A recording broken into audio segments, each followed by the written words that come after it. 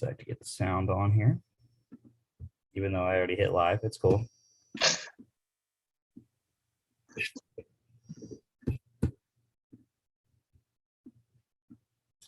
Welcome everyone to Football Friday, presented by Angels Alive. Chris Cherry back on with us. How's it going? It is Super Bowl weekend, my friend. It's been a long season, but I'm excited to be here. It is going to be a fantastic show on a Friday that has just destroyed me mentally and physically. It's been a tough end to the week, man. School is just crazy right now. Plus, there's all this stuff going on. I'm trying to, keep up with my bets in hockey and the Phoenix Open right now. So yeah. You got any Olympic bets in?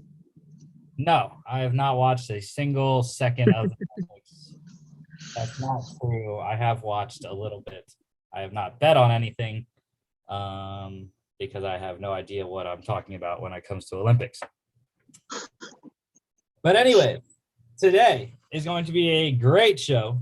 We are going to have the gentleman from the Full Slate podcast, Alex, is going to be on. And then also we are going to have the creator of Wagers4TheBoys, both prominent betting Twitter gentlemen there. So they will be on to talk about their bets for the Super Bowl when we get to it. So, but we're gonna start out talking about some NFL news here. A lot of it, a lot of stuff going on. Super Bowl week. This is a week that a lot of kind of policy stuff gets done for the NFL and the league. So that's what we're going to start off with. We're going to start off with some policy stuff. The NFL announced it has added to its international series. It is going to play a game in Germany for the next 4 seasons, 22 through 25. The first 2 games will be at Munich at the stadium of Bundesliga's why am I blanking right now? Their soccer, their name. Bayern Munich's Bundesliga stadium, soccer stadium there. And then the next 2 in 24 and 25, they will be played in Frankfurt, Germany. I believe in the Frankfurt Galaxy Stadium, because they do still have an American football league in Germany that consists of teams left over from NFL Europe, or what it was originally called, the World Alliance of Football or something like that. I wrote a paper on it, on international expansion of football in grad school, and I forget what it was originally called. But I believe it was the World Alliance of Football, WALF or WLF, something like that. But it transitioned to NFL Europe when they rebranded.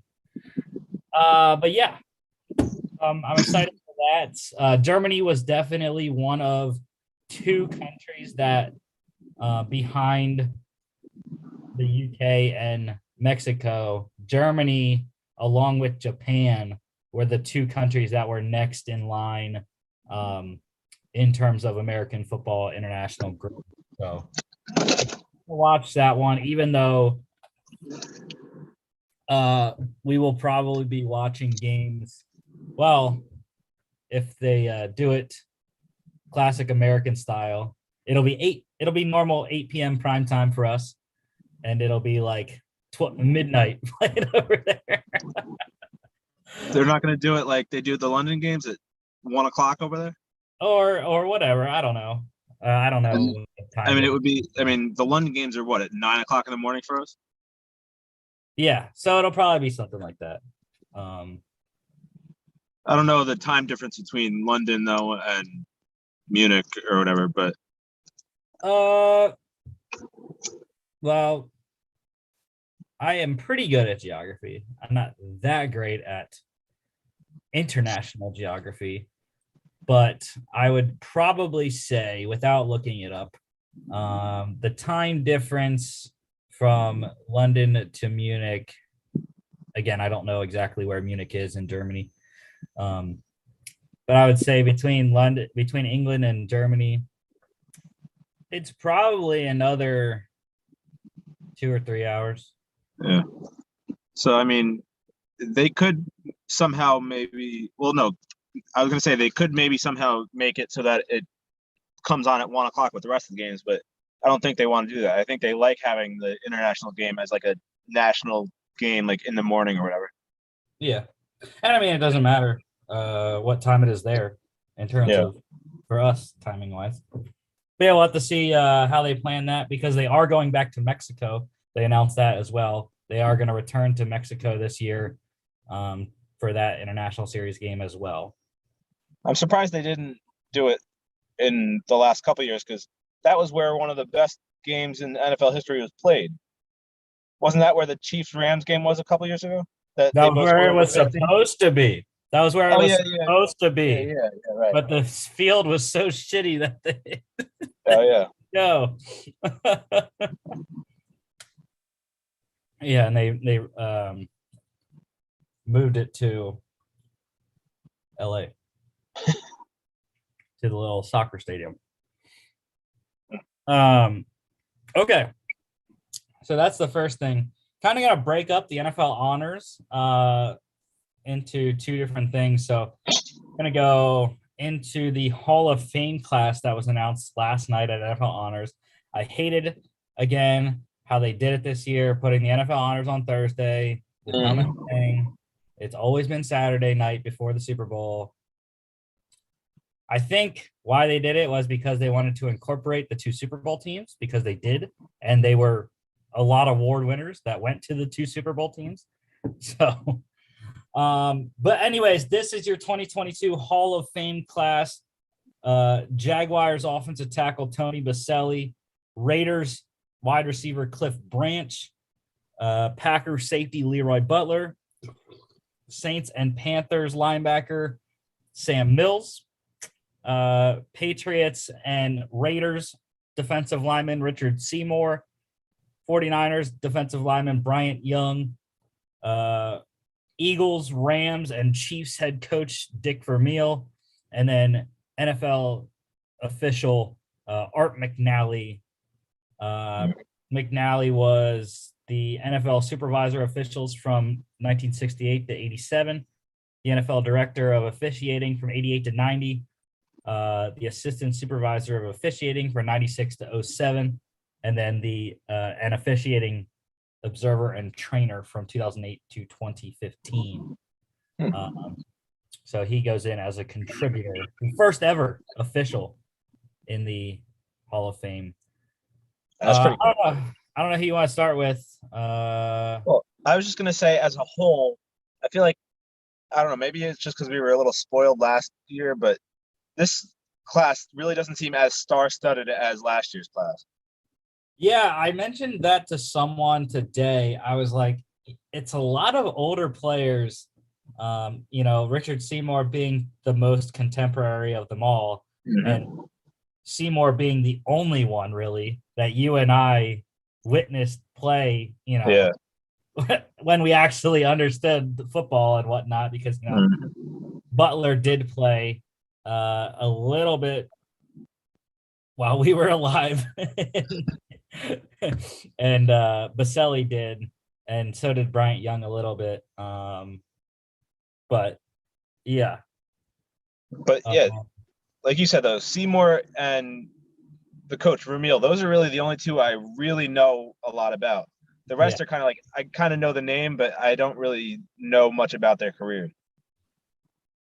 Yeah, I think this was kind of a year that the voters wanted to get some people in, because when I don't know exactly in my head or I don't have it in front of me of exactly who is becoming eligible the next 3 or 4 years.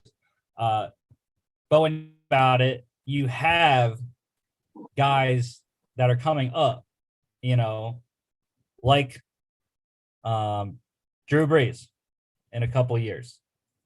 You have Mhm. now with In 5 years. this offseason, you have Brady and Roethlisberger in 5 years. Well, Brees retired last year, so he's up in 4 years. And you have Phillip Rivers possibly in 4 years as well. I don't really know who's coming up in the next 2 or 3 years though, like more immediate than the quarterbacks that we know are coming down the line. Fitzgerald is 4 years out. I would think he would get in. But yeah, I mean, you had guys this year that you thought maybe might have gotten in. Anquan Bolden. Devin Hester. I thought Hester. I really thought Hester would get in at first ballot. I just looked it up to see, and it says like the most notable people are DeMarcus Ware, the linebacker who played for Denver and Dallas, and Andre Johnson, the receiver from Houston and Tennessee, and I think he played somewhere else too, right? Or maybe not. Indy. Oh yeah, he did play for Indy too. But this is a little interesting nugget. This was the first time in 10 years since 2012 that a first-year eligible player was not selected. Yeah. So like that just kind of shows how the ballot is right now. Yeah, like I said, it's there's especially this year, there wasn't anyone that was surefire Hall of Fame first ballot guys. And I think that's going to be the same way for the next couple of years until the quarterbacks come in 4 years down the line. So it is an opportunity for some guys that have, missed it in years past, or, many of these guys haven't, except for Cliff Branch. A lot of these guys haven't been missing the Hall of Fame for that long. It feels like it anyways. They've been out for a while. Baselli 01, like I said, Cliff Branch is the longest, 85 he retired. Butler 01 as well. Sam Mills 97. He's going in posthumously. Obviously he's deceased now. Seymour 2012 and Bryant Young 07. And Vermeil last coached in 05. So yeah. I don't know. I know Baselli. Really, I mean, I think Baselli is probably the biggest name. He's the one that's been there the times. He's been a finalist a couple times, and he's always been right on the cusp. It's just they've had so many people that they've had to push in years past, like Peyton, Ray Lewis, Calvin Johnson and whatnot. So happy to see Baselli in, and Sam Mills too. I was going to be petty originally. I was going to be petty and put the Panthers, Sam Mills picture in a Panthers jersey instead of what he's known for as a New Orleans Saint. But I decided to put him in as a Saint here. So I could have done the same for Seymour and put him in a Raiders jersey. Yeah. But I had to put the Super Bowl trophy on there. Yeah, and I mean the same for Vermeil too, the coach. Like you said, I know. I could have put him in my Eagles. Or you could put a picture of the guy who played him in the movie too. Hey, what I'll say about Dick Vermeil, man, he severely helped the Eagles because they were just a laughing stock in the 70s, up until he came in 76. Got him to a Super Bowl against the Raiders in 1980, lost Super Bowl 15 there. But obviously most well known for the Vince Papale Invincible movie with the Eagles. But also when he came in, the teams weren't hiring that kind of coach. He was 40 years old, young for that time. In the 70s to be a head coach. So he transformed the Eagles, and they had a little bit of a lull there in the 80s whenever he left, but or he got fired actually 2 years after he lost Super Bowl. But yeah, reclaimed his career. Had another amazing story with the Rams. Kurt Warner, the greatest show on turf, won a Super Bowl against the Titans in the Kevin Dyson play. And yeah, and then the Chiefs, the 5 years with the Chiefs, weren't the greatest. But yeah, I don't really know too much about the 01 through 05 Chiefs, to be honest. I mean, they weren't really all that much to talk about anyway. Yeah.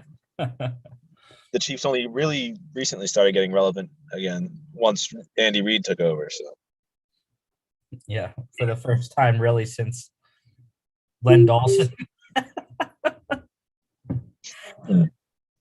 But yeah, other than those two, Cliff Branch was one of the best wide receivers of the 70s and early 80s there. I guess I'll go in order and just say their accomplishments and stats. But yeah, Baselli for the Jags started 90 of 91 games in his career. He was the Hall of Fame's. He was on the Hall of Fame's all 90 second team, 5-time Pro Bowler, 3-time first team All Pro. Cliff Branch, 501 receptions, 8,685 yards, and 67 touchdowns. And for anyone that doesn't know, those are massive numbers for the 80s. They rival. I mean, he was considered up there with the likes of, Jerry Rice obviously was, but Jerry Rice was also not in the 70s, when Cliff Branch had the first half of his career. But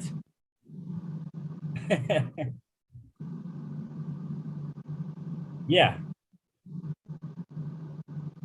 What is up, my guy? How you doing? Hey, how's it going? Glad to be on here. Welcome. Apologize for just jumping in. I apologize. I know it's a bit abrupt, but yeah. That's right. It is all good, man. We are just talking about the Hall of Fame class coming up for enshrinement this fall. I was just listing off their accomplishments and career stats. So going back to Cliff Branch here, again, one of the best wide receivers of the 70s and early 80s there, 3-time Super Bowl champ with the Raiders. He was a Oakland Raider from 72 to 81, and then an LA Raider from 82 to 85 when they moved. But yeah, 3-time Super Bowl champion with John Madden as his head coach. Won Super Bowl 11 against the Vikings, 15 against the Eagles, and 18 against the Washington Redskins. 4-time Pro Bowler, 3-time first team All Pro, and the Hall of Fame All 70 second team as well. I don't know who was on the first team, but again, I probably wouldn't know many players that were on that team because I didn't watch football in the 70s. So. Leroy Butler, though, 889 career tackles. That's solos and assists combined. 10 tackles for loss, 38 interceptions, 1 pick six, 13 forced fumbles, 10 fumble recoveries, 2 fumble returned for touchdowns, and 20.5 sacks. He won the Super Bowl 31 against the Patriots with Brett Favre in 96. 4-time Pro Bowler. He was a 4-time first team All Pro, and he was a first teamer on the Hall of Fame's All 90s team as well. Sam Mills, 1,265 tackles, 20.5 sacks, 11 interceptions, 1 touchdown. 22 forced fumbles, 23 fumble recoveries, and 3 fumble returns for touchdowns. 5-time Pro Bowler, 1-time All-Pro, 1-time first-team All-Pro, and 2-time second-team All-Pro. He was a part of some terrible Saints teams, but he's also a part of some good teams. With the linebacking trio of him, Reggie Jackson, and I am blanking on who the third guy was. But I can't remember.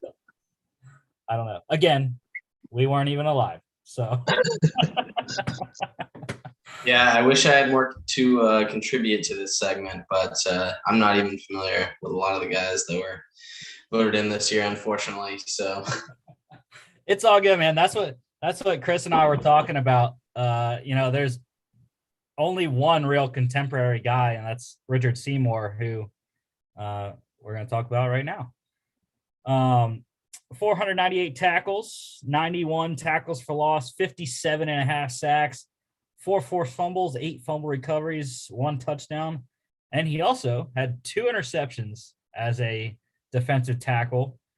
He was a first teamer on the Hall of Fame's All 2000s team, 7-time Pro Bowl, 3-time first team All-Pro, 2-time second team All-Pro, and a 3-time Super Bowl champ with the Patriots. 36 against the Rams, 38 against the Panthers, and 39 against the Eagles.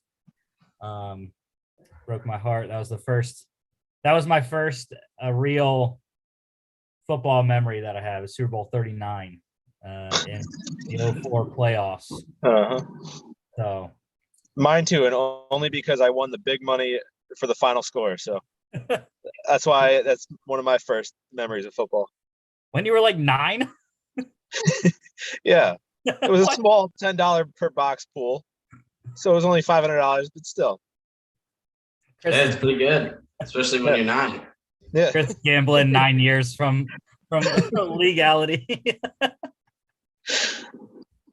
But yeah, I forgot to say in the beginning of the show, I have my Super Bowl jersey on. The only Super Bowl jersey I have. It's weird because it has the Super Bowl on the shoulders, but yeah, Super Bowl 43, good old Santonio Holmes jersey. Nice, that's a legendary jersey right there. Yeah, if only I could have it signed and framed, but Santonio isn't in the media at all. So. Yeah, you don't hear from him much anymore, that's for sure. I forget, he was on something just recently. I don't know. But anyways, Richard Seymour, integral part of the Patriots dynasty, the first part of the Patriots dynasty, the first 3 Super Bowls out of the 6 they won with Tom Brady. And yeah, still the only teams to go back-to-back, the most recent team to go back-to-back, 03-04. So the other defensive lineman, Bryant Young with the Niners, 627 tackles, 93 tackles for loss, 89.5 sacks. Massive numbers from Bryant Young for a D tackle there. 12 forced fumbles, 7 fumble recoveries. He was the 99 comeback player of the year, part of the Hall of Fame's All-90 second team, 4-time Pro Bowler, 1-time first team All-Pro, 3-time second team All-Pro, and he won Super Bowl 29 against the Chargers with Steve Young, 94, I believe. Maybe I was earlier. I don't know. Yeah, 94, because 31 was 96. So yeah, 29. Yeah, okay. But yeah, Bryant Young was interesting because Steve Young talks about him all the time. Whenever I see Steve Young, and especially when they were getting into the Hall of Fame finalists this year and talking about who they think should be in, he was big proponent of Bryant Young's case, and you can see how much his teammates, cared about him, carried him off. I believe that was at the Super Bowl They don't have Super Bowl patches on in that picture, but yeah. Again, like I said, 89.5 sacks. Crazy numbers for Bryant Young as a defensive tackle. Especially when you compare it to 57.5 sacks that Seymour had. Yeah. And then Coach Vermeil here. Career record 120 and 109, so not the greatest. Only 52.4% win percentage there. 6-5 in the playoffs again, not that great. But two-time NFC champion, 1980 with the Eagles and 99 with the Rams. Won Super Bowl 34 against the Titans with the Rams, as you can see in that picture, holding the Lombardi. And then lost to the Raiders in Super Bowl 15 with the Eagles, like I said prior. But yeah, that is your Hall of Fame class. And I already said Art McNally's career accomplishments as a referee and director of officiating for the NFL. So the first ever referee, I will say that once again, to go into the Hall of Fame. So Is it really? Yeah, that's pretty cool. yeah, that's awesome for him. Yeah. Okay. Back to news here. So coaches, I know there's a lot of guys on here that many people don't care about. But the only reason I put a lot of them on here is because some of them were former coordinators or former head coaches that are getting hired to teams now. But the first couple are very big. Saints, in typical Football Addicts Anonymous show fashion, Chris knows this. We historically end a show and news breaks 15 minutes later, Justin. This is how our show goes. And then we gotta wait. If it's a Friday show, we gotta wait 3 days to talk about it on Monday. If it's a Monday show, it's even worse. We gotta wait 4 days to talk about it on Friday. So we're gonna talk about this now. The Saints promoted defensive coordinator Dennis Allen to be their new head coach, taking over for Sean Payton. Everyone knew that was coming. He was the favorite from the start. And then they had the whole Flores issue. That's, I think that was a bigger issue with the Texans head coaching job and the Giants head coaching job than it was for the Saints, because the Saints did interview Flores as well. But everyone knew it was Dennis Allen the whole time. I'm just glad that they didn't take Aaron Glenn from the Lions. There was some talk of that for a little while, and he was pretty amazing for as few good things as the Lions have. I'm just glad that he didn't take off. Yeah, I mean, as Rusty said, though, the Dennis Allen was the favorite. I don't know if I really like the hire for them. I mean, I don't know if you could see, I am a Saints fan, but I don't know. I guess it's just because I feel like the Saints over the last few years have been definitely more offensive focused. So I guess maybe a change of pace here with the defense is a little bit of a breath of fresh air here. Listen to Chris. His first team is the Jets. He just is a Saints fan because he likes Drew Brees, and now he claims the Saints more than he does the Jets because the Jets suck. Well, I'm still a Saints fan and a Jets fan, but anyway, I don't know. I definitely think that there was better candidates out there. Like, I mean, I mentioned on the show on Friday, I still don't understand why he doesn't have a head coaching job, but Eric Bieniemy, I think, would have been a good candidate for the Saints job. Especially considering they're looking for a quarterback pretty much. There's only interviews in New Orleans. I know. But not to get too much into the Brian Flores thing, but I feel like at that point they had already had their minds made up anyway. So the Bieniemy interview was probably just a formality. But yeah, I don't know. We'll see how that goes. Yeah, well, I mean, we got a glimpse of what the team would look like with Dennis Allen as head coach a little bit when Sean Payton missed a couple games. He wasn't the head coach, I believe, all the way back when Payton was suspended. I don't think so. I don't think Allen was with the Saints at that point yet. I think he was still with the Raiders at that point. Yeah. So, but I believe he has been an interim head coach before. Yeah, he was with the Raiders. Yeah. So I think it makes a lot of sense. I mean, I don't know what you guys took from it, but it seemed to me like Sean Payton's verbiage was kind of basically like, at some point I'll be back coaching, internally hiring a defensive guy. I mean, it makes a lot of sense to me because it just seems like, Payton will be back at some point in time. And even if it's not as officially the head coach, it'll be probably in some capacity that'll, have his reins of the offense. And then, but that was just how I understood it. Yeah, I think Dennis Allen's going to be fine. Him and I'm blanking on the Saints GM right now for some reason. They're going to have to find themselves a quarterback, like Chris said, whether that's the draft or re-signing Jameis Winston, going after someone else. They got to get out of this salary cap hell first. That's the number one goal, is to just hang on until they can actually afford players and to re-sign star players. So a lot of work to do in New Orleans, like it is every year with the salary cap, but they'll have Drew Brees off the books, I believe, in 2023. So that's the year that they'll actually be able to do something free agency wise. All right, some coordinator news here. Your Lions, Justin, promoting tight ends coach Ben Johnson to offensive coordinator, taking over for the departed Anthony Lynn.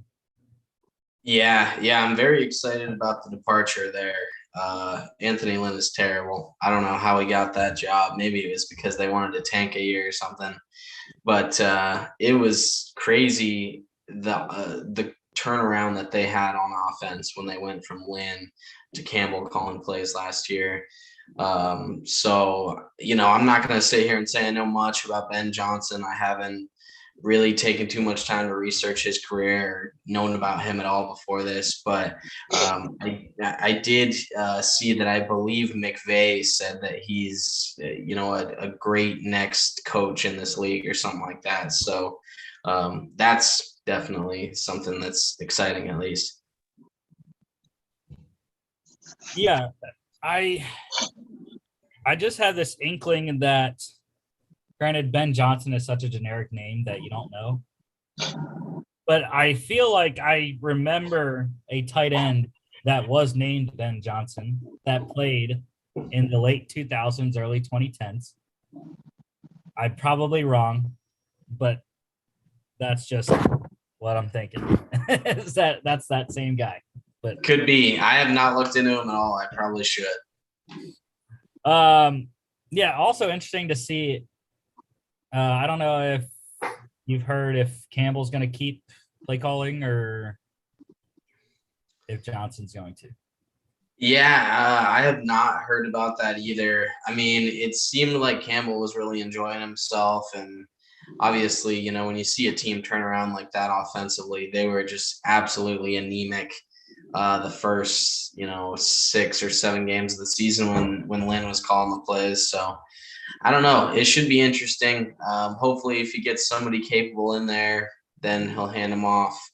But also, I can't really complain with how things went last year with how many personnel they had injured. So I'd be willing to give it a shot either way. I'm kind of surprised they didn't go with Deuce Staley, but I know he's the assistant head coach, which is the weirdest title because guys want the title of assistant head coach more than they want a coordinator title in the NFL. It makes no sense to me anyways, because a coordinator is the next step to a head coaching job in terms of many positions anyways. So, but Deuce definitely deserves a head coaching shot somewhere. He should have gotten. Now, don't get me wrong. I love Nick Sirianni in Philadelphia. I love him. But Deuce Staley should have been the head coach of the Philadelphia Eagles right now. Hey, yeah, I'm really excited about the staff that the Lions have put together with him, Brunell, They got some really good position coaches. So Aaron Glenn was fantastic last year with how many dudes that they had get injured. If they can get some decent guys in there, if the GM can work out, they might be able to at least make a little bit of noise in terms of what the Lions can do, which is a first-round exit. But hey, we'll take even that. They got to figure out their quarterback first. Former Eagles head coach Doug Peterson, he is getting his staff together right now. They hired the Jags hired Bucks inside linebackers coach Mike Caldwell as their defensive coordinator. And Doug Peterson got what he always wanted in Philadelphia. He finally gets Press Taylor as his offensive coordinator in Jacksonville to groom Trevor Lawrence. Press Taylor was the reason essentially why Doug Peterson got fired from the Eagles, because Peterson wanted him as his OC, and Jeffrey Lurie and Howie Roseman said, no, you're not going to get, we don't want Press Taylor as the offensive coordinator. And they fired Doug Peterson. So he finally gets him in Jacksonville. Shad Khan is allowing him to have Press as the OC there. And we'll have to see. Press Taylor, the brother of Bengals head coach Zach Taylor.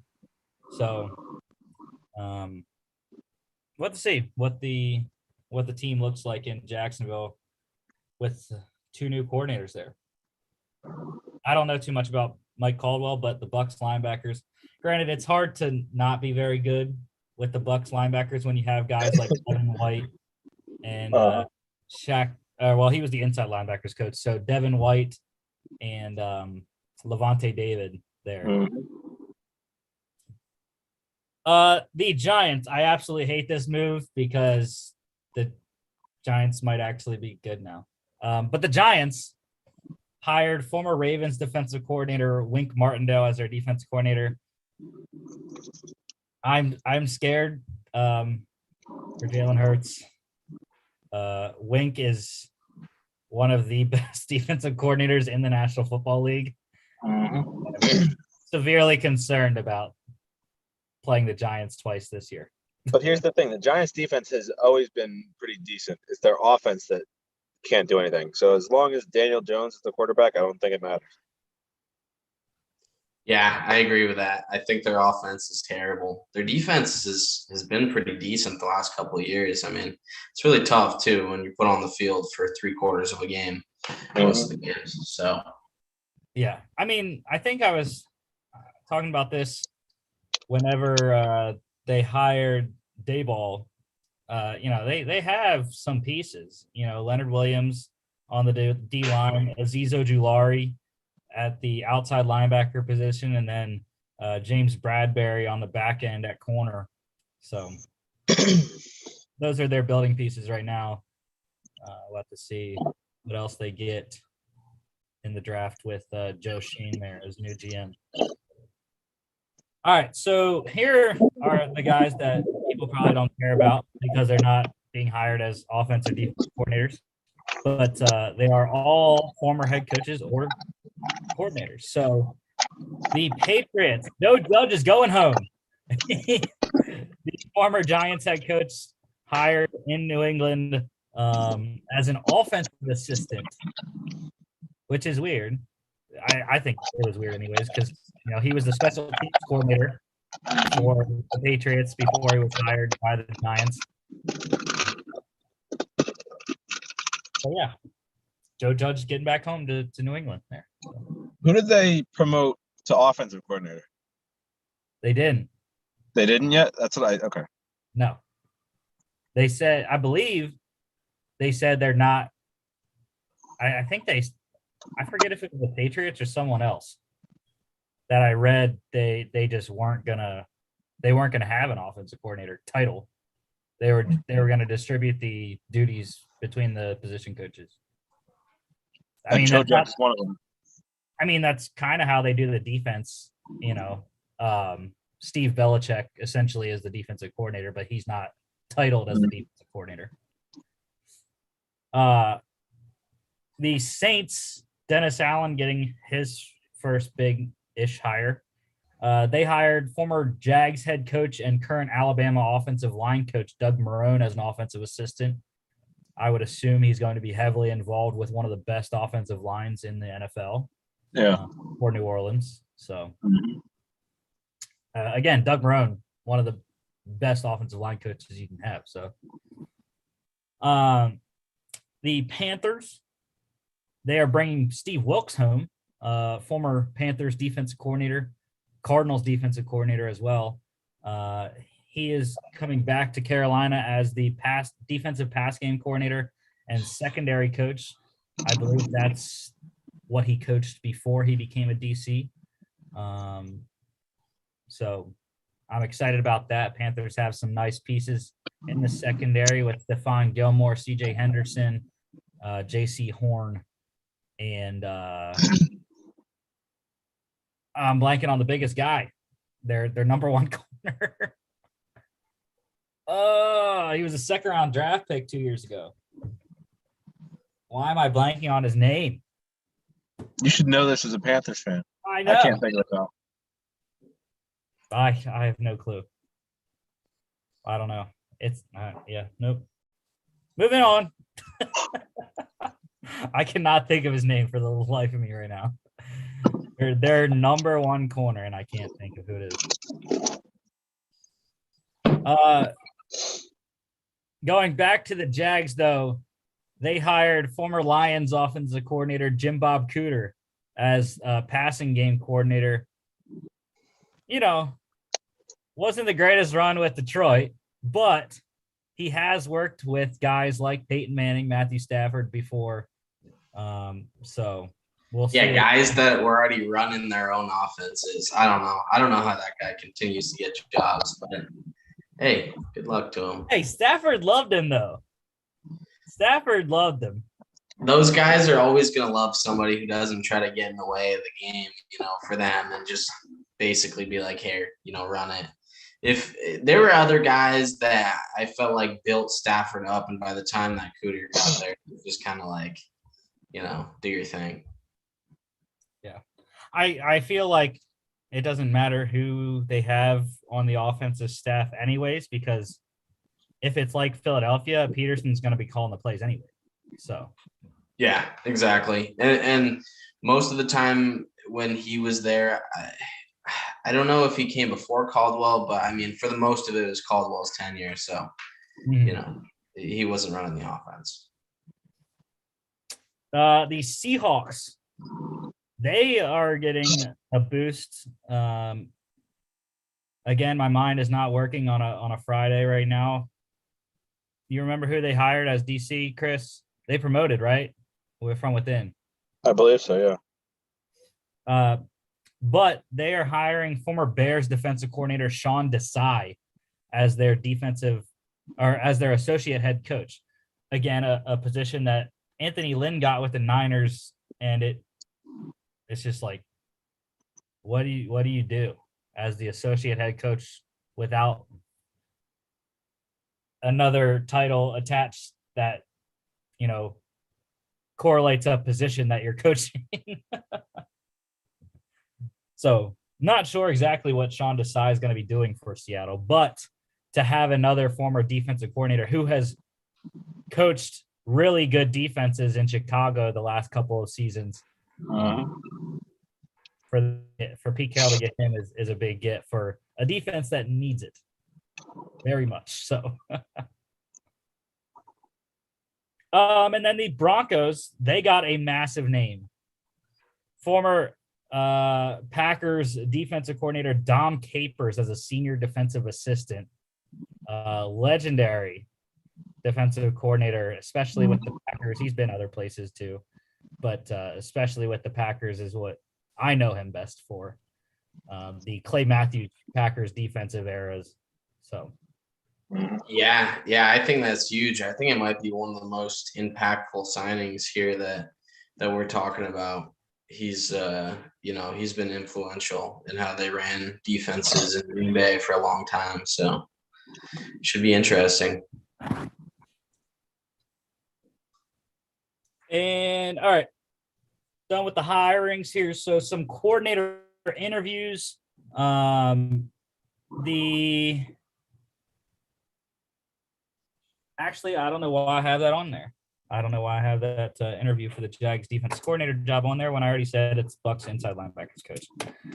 But anyways, for the Saints defensive coordinator job, anyways, Dennis Allen looking to fill his old spot. Lions secondary coach and defensive pass game coordinator Aubrey Pleasant is interviewing in New Orleans for that. So it's Aaron. I guess it's Aaron Glenn. Like is that what Aubrey Pleasant is? I guess so. Yeah, I'm not entirely sure what exactly that is, but I mean, I've heard of Aubrey Pleasant. I have too. Maybe they were standing back there. I'm not sure. He's another guy that in my head feels like he played, and he was a corner or something like that, considering he coaches secondary. So okay, the Titans, they have signed general manager John Robinson and head coach Mike Vrabel to contract extensions. I haven't heard anything on the length of the extensions, so I have no idea how long they got signed for, but the brass in Tennessee staying there for the foreseeable future, as Vrabel came home with an award from last night, which we'll talk about in a little bit.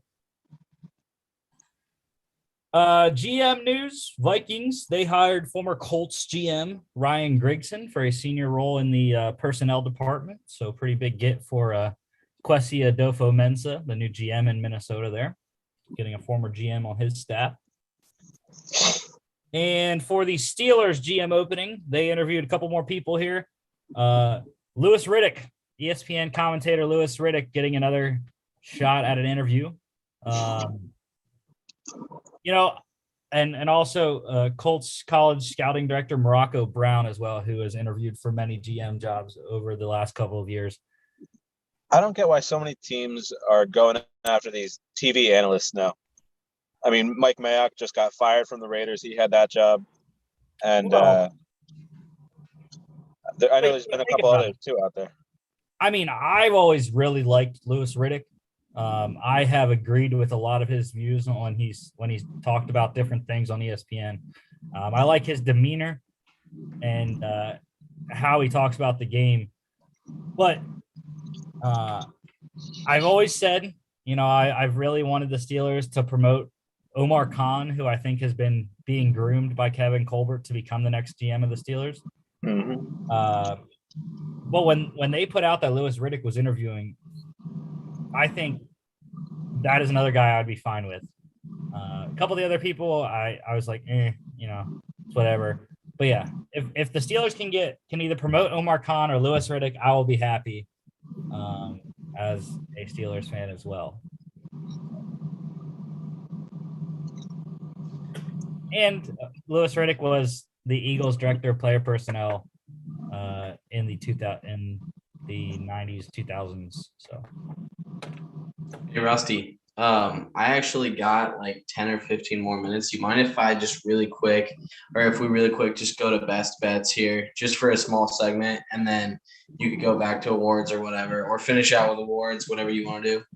Yes, sir. Yeah. Yeah. So you have the floor, man.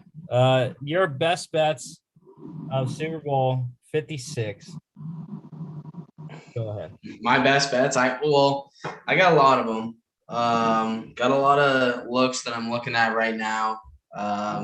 It's not an official slate, but I do have a couple that I think I'm probably definitely going to be looking at. I had to switch things up a little bit because I was kind of taking in all of the information that was coming to me, and then I saw that Drake, the serial jinxer Drake, he's got big money on the Rams and Odell, who my group of guys has been riding Odell for the last couple of weeks. He's been making us some money just on passing yards, props, and other things, receptions. So I'm thinking I'm gonna give a strong look to Bengals +4. I think when you break it down, I think the Rams have the advantage probably across the board. The two areas of argument I could look at is maybe the running backs for the Bengals, or just Mixon, as probably the best running back on the game in my opinion. And maybe the linebackers, you could have some kind of argument, but otherwise, I think the Rams, they win both line battles, in my opinion.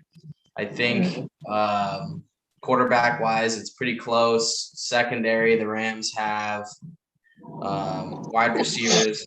I give it to the Rams. So, yeah, I mean, so I think it's going to be a tight game. Bengals +4 might be worth a look. Overall, I don't expect defense to be too much of a factor in this one. I think over 48.5 is definitely going to be a bet that I lock in. That's just personally, I think it could be high scoring. As a result, also taking Bengals team total over 21.5, or at least looking at it right now. Seems like a game where they should at least score 24. My system has them coming in at 23. Let's see. And then just as a last, a couple of bets that caught my eye. One bet is T. Higgins to have more receptions than Cooper Kupp. Now, I don't think, I don't think there's a great chance of it happening, but at a line of +303, I think the value's there. I think the Bengals haven't been, supposed to win any of these games. They weren't supposed to be able to, really kind of mitigate Tyreek Hill and the Chiefs, and a lot of these different players on their route here. And I think they've done a great job game planning for these guys. So it wouldn't be a big play, but at +303, I think it's worth at least a look. And then one of my other best bets is going to be Odell receiving yards versus Jamar Chase. They're giving him 19.5 yards as a cushion there for Odell, and the line's only a -120. This is on Every Game Sportsbook. This is a sportsbook that I promote a lot on my Twitter account, and I think that's just a lot to be given to Odell. And I think the Rams will likely key on Chase, and hopefully they'll have Ramsey shadowing him most of the game, and that bet looks like a really good one to me. Yeah, I think that's the biggest thing is where Ramsey's going to line up. Is that going to change over the course of the game? Talk about some of mine coming up when we get to the Super Bowl preview as the entire game. But I'm definitely on the Bengals. I haven't touched the spread. The 4 is a little tricky. I am opposite you though. I am on the under. I believe in defenses. The Bengals defense has been one of the most underrated units in the league. Lou Anarumo has done a fantastic job with the pieces that he's had. So talk about that. Some of the key matchups I like with the Bengals defense coming up in a little bit. But yeah, other than that, I agree to Higgins. I think Higgins going to have a really great day with the Rams looking at Chase. I know I'm not going to share my whole parlay yet, but in my parlay, I do have Higgins over 71.5 receiving yards. So Very well could happen. Yeah. And I think stylistically, I think the game opens up a lot for Higgins. And I definitely agree with you. I take into account, I think I have the Bengals defense a little bit more highly rated than a lot of other people do. But that being said, when you look at them versus teams that are passing the ball a lot, you're seeing them go into a lot of too high safety looks. Stafford historically, but especially this year, he's feasting on those looks. He knows exactly the progressions to go to. McVay's putting him in the perfect spots. He's getting a lot of seam looks with some underneath routes, which he loves. So that is kind of why I expect this one to be closer. and a little bit more high scoring. But I think Burrow can move the ball too versus the Rams. So, yeah. All right. All right. Well, I really appreciate being on and mixing it up with you guys. I do got to go catch some family that's in town from Michigan. So, yeah. Yeah, I'm definitely interested in coming on again. Probably, over the off season or sometime next season. But yeah, I really appreciate it, guys. Yes, sir. Thank Thanks you. for coming. Thank you, All right. Justin. See you, man. Take it easy. That was Justin Glassell. He heads up the Wagers for the Boys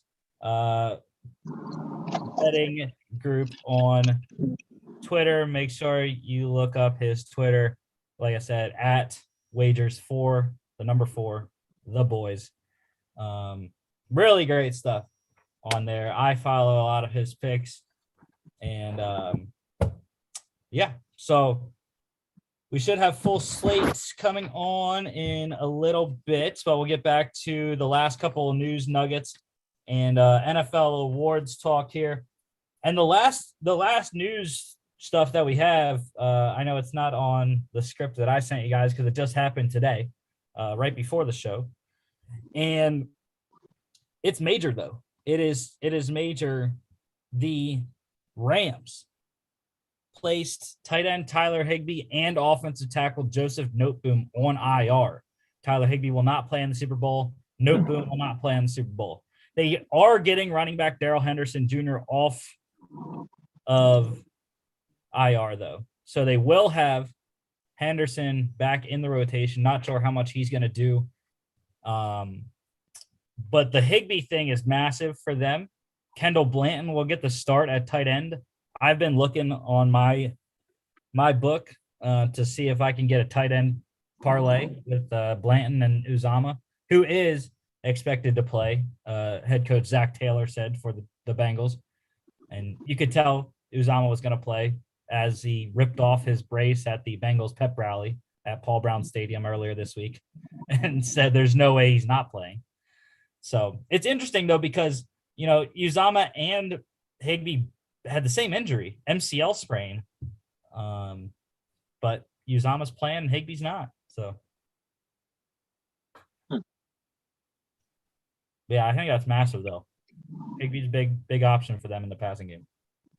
Yeah, so, I mean, who's their backup tight end now? Kendall Blanton. Oh, yeah. Oh, yeah, he was the guy that helped you out big during the regular season, wasn't it? Won me a fantasy matchup because he caught 2 balls for like 10 yards. So, I mean, I don't know. That might be an interesting name to look at when you're looking at the betting, too. For sure. Because he is coming into a big spot. And like you said, the Rams like to use Higbee and, the tight end position in general. So, especially in the red zone. Yeah. So we'll see. Okay. That is all the NFL news. Let's move on to awards discussion. And I'm going to have to move our faces somewhere. I don't know where I'm moving our face. I guess down here in front of Aaron Rodgers. But yeah, anyways, NFL honors last night. Keegan-Michael Key was amazing, dude.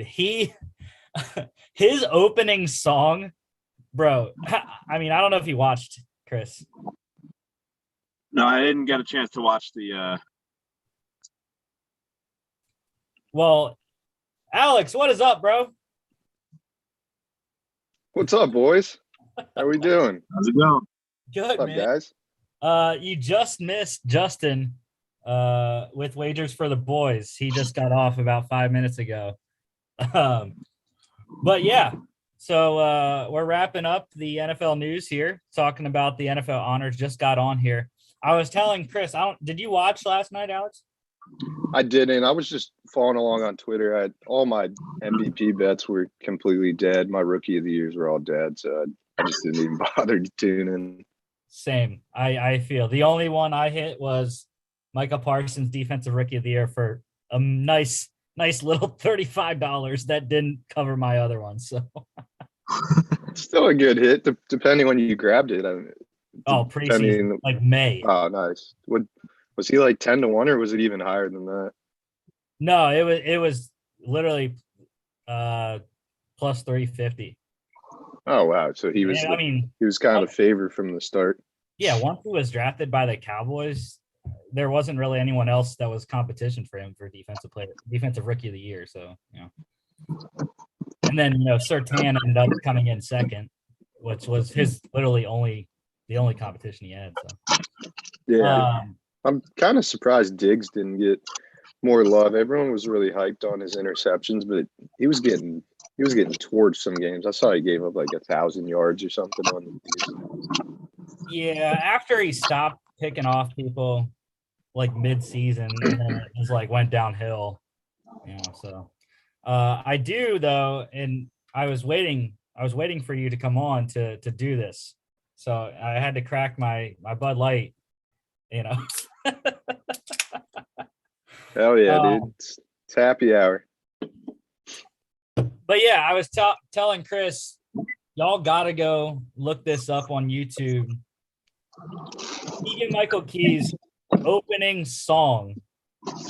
It was just "We're Back." That's essentially what the song was. He just kept singing, "We're back, we're back, we're back," and he got some people in the crowd like Dak and Roger Goodell, a couple other people to sing some verses or say some stuff during the song. It was so Nice. entertaining, man. He was really good. Yeah, he's good. He's the Key and Peele guy, right? Yeah. Yeah. Funny as hell, man. He was trashing some people too. It was great. But yeah, starting off, Andrew Whitworth, the Walter Payton Man of the Year, Rams left tackle there. Rams and Bengals, they did very well, getting four of the 8 awards last night, the major awards, anyways. So yeah, Andrew Whitworth, Walter Payton Man of the Year, the most prestigious of all the awards. Deserved. I mean, I never really know too much about many of what all the Walter Payton Man of the Years do. It's hard to follow all 32 of them. So. Right. I have zero clue. I assume it's stuff within the community. Yeah. I mean, just knowing who Whitworth is, he's always It seems like a good dude. a very good person.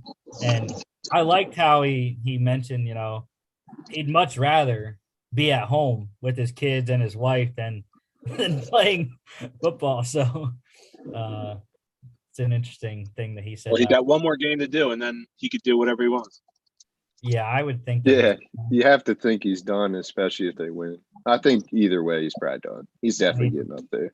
I mean, he's 40 something. I think he's 40. Yeah, because he's the first. He joined Tom Brady, and there was someone else as the only players. I believe he's the third non-specialist that over 40 to play. Okay, I was gonna say there's got to be several kickers. Vinatieri for sure was, that's just special. Yeah, but it was 100% over non-specialist though. Tom Brady. It was one of the Raiders quarterbacks, George Blando or Rich Gannon. I think it was Blando. I don't think it was Gannon. I think Blandel played forever. They just looked older back then. Those guys looked old as shit, just ripping cigarettes and stuff. They looked beat. Yes, I think those were the other two, and then Whitworth, the only 3 non-specialists to play in the Super Bowl at 40 or 40 plus. And it's impressive that he's doing what he's doing at his age too. Yeah. Wow, he's only played half the season this year. He's been hurt. Still. And at that position is way tougher than a quarterback. I mean, you're getting contacted every single play on the line. All right, so Whitworth, Walter Payton Man of the Year. Coach of the Year went to Titans head coach Mike Vrabel. Chris got it right. Well, in my final prediction, yes. Yeah. But I had Brandon Staley as my preseason pick, which obviously didn't work out for me. Well, yeah. As the people of Instagram saw, our preseason picks were absolute dog shit. So, I mean, we all if the got Chargers made it, he would have. That's better. If the Chargers made the playoffs or a run, he probably would have got way more consideration. I know it's a regular season award, but yeah, no one was beating Vrabel. I'm kind of surprised Zach Taylor didn't get more votes than he did. That's who I was rooting for and who I picked as my final predictions. So I don't know. Yeah, I mean you had Taylor and you also had LaFleur. Those were the two other guys I think in contention there. Comeback player of the year. Bengals quarterback Joe Burrow. Obviously, I think the tipping point for the voters was that they were in the playoffs and going along. I mean, I don't know when they vote on this stuff, the AP, but that's a good question. I'd be curious. They say it's always a regular season awards, but you have to think that definitely influences it. Yeah, because I think depending when they vote. Other than the playoffs, like how do you differentiate the seasons between Burrow and Dak? Yeah, exactly. And Dak had a way better regular season. Burrow had a ton of interceptions in the regular season. He was sacked a ton of times. Until he threw for 800 yards in 2 games in week 15 and 16. Yeah, and like propelled them. I mean, beating the Chiefs and stuff. Yeah, that was incredible. Yeah, but all three, I believe, or no, we all had different preseason picks for that. I was the only one that picked Dak for that award, I think. You went with Christian McCaffrey, and Mark went with Sam Darnold, so. But yeah, McCaffrey had Joe Burrow as a season pick. Maybe you can run it back next year with McCaffrey again. Just keep doing it every single year. When he's on a different team next year. When he's on the Texans. When they trade for him to the Texans. Yeah, defensive rookie of the year. Like I said, everyone knew almost. I mean, he's one of the few players that I've ever seen at an award that has kind of, ran number one the entire way. I don't think there was any question that Parsons was always going to be the defensive rookie of the year. Yeah, I haven't seen a rookie quite that dominant. I mean, that was pretty insane. And the craziest thing, he was getting defensive player of the year votes as well as a rookie. That is just ridiculous. I mean, he broke the Cowboys' single season rookie sack record at 13, which I saw a mock draft, and it had the Cowboys drafting. I can't remember who it was, but it was a linebacker in either the first or the second round, and their thinking was they put that linebacker they draft at off-ball linebacker and leave Micah on the edge and let him rush the passer because he had 13 sacks. So, I don't know. Yeah, I don't know, though, if, like, you mentioned him being number one throughout the entire season, but he didn't really have much competition to go off of anyway. Like, nobody was really pushing him except for Surtain, so. Yeah, and I mean, I was very much hoping, when we talked about early in the season, I had went in on Odafe Owe at plus 1750. And then he had to play against the Chiefs to win the Ravens the game. And I was like, bro, I'm loving my Odafe Owe. Who was the Browns linebacker from Notre Dame? He was a rookie. He was pretty. Yeah, he was pretty solid here and there. Yeah. Not quite in that stratosphere, but he definitely had some good plays. Yeah, I think if Owe would have had the sack numbers, I think it would have been more of a conversation, but he had a lot. He led all rookies in quarterback pressures. It was literally the exact same thing he had at Penn State. He had a lot of pressures, but not many sacks. Not the sacks, yeah. The sacks are the flashy stat you need for sure. And at Penn State, he didn't have a sack. So, but anyways, offensive rookie of the year. This one was a kind of a roller coaster throughout the season, I think. You know, at mid-season, everyone was like on Mac Jones. And then Jamar just comes out down the stretch. A big beneficiary of Joe Burrow's massive game against the Chiefs and the next week as well. But that LSU combination just continues from 2019. So yeah, I gotta eat some crow for sure. I was saying the whole time how dumb it was not to take a tackle after he's coming off an ACL tear, got his ass kicked his rookie year, and then leads him to the playoffs. Just battered offensive line, but you have one of the better receivers in the NFL with one of the better quarterbacks already. It worked. I don't remember when we made the preseason picks, but none of us picked Jamar Chase as our offensive rookie of the year at the beginning of the season. Mark and I took Zach Wilson, and I forget who you picked, Rusty, but yeah, it wasn't pretty. Najee. I mean, Najee. I took Najee. Yes. Najee Harris, yeah. I took Najee. I put a bet on Najee and Kyle Pitts. I think Rusty might have got a little blinded by the Steelers' love there, but because if they had an offensive line, they might have had a chance. But I mean, that offensive line is complete dog shit.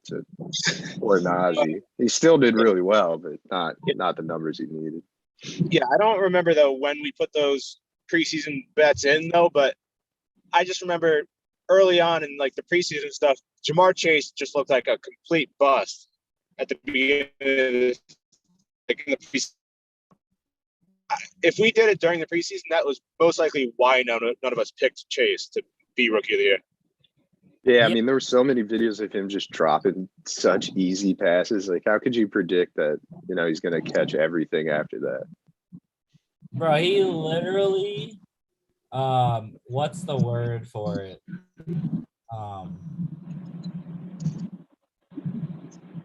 Scheme, I guess I'll use the word scheme.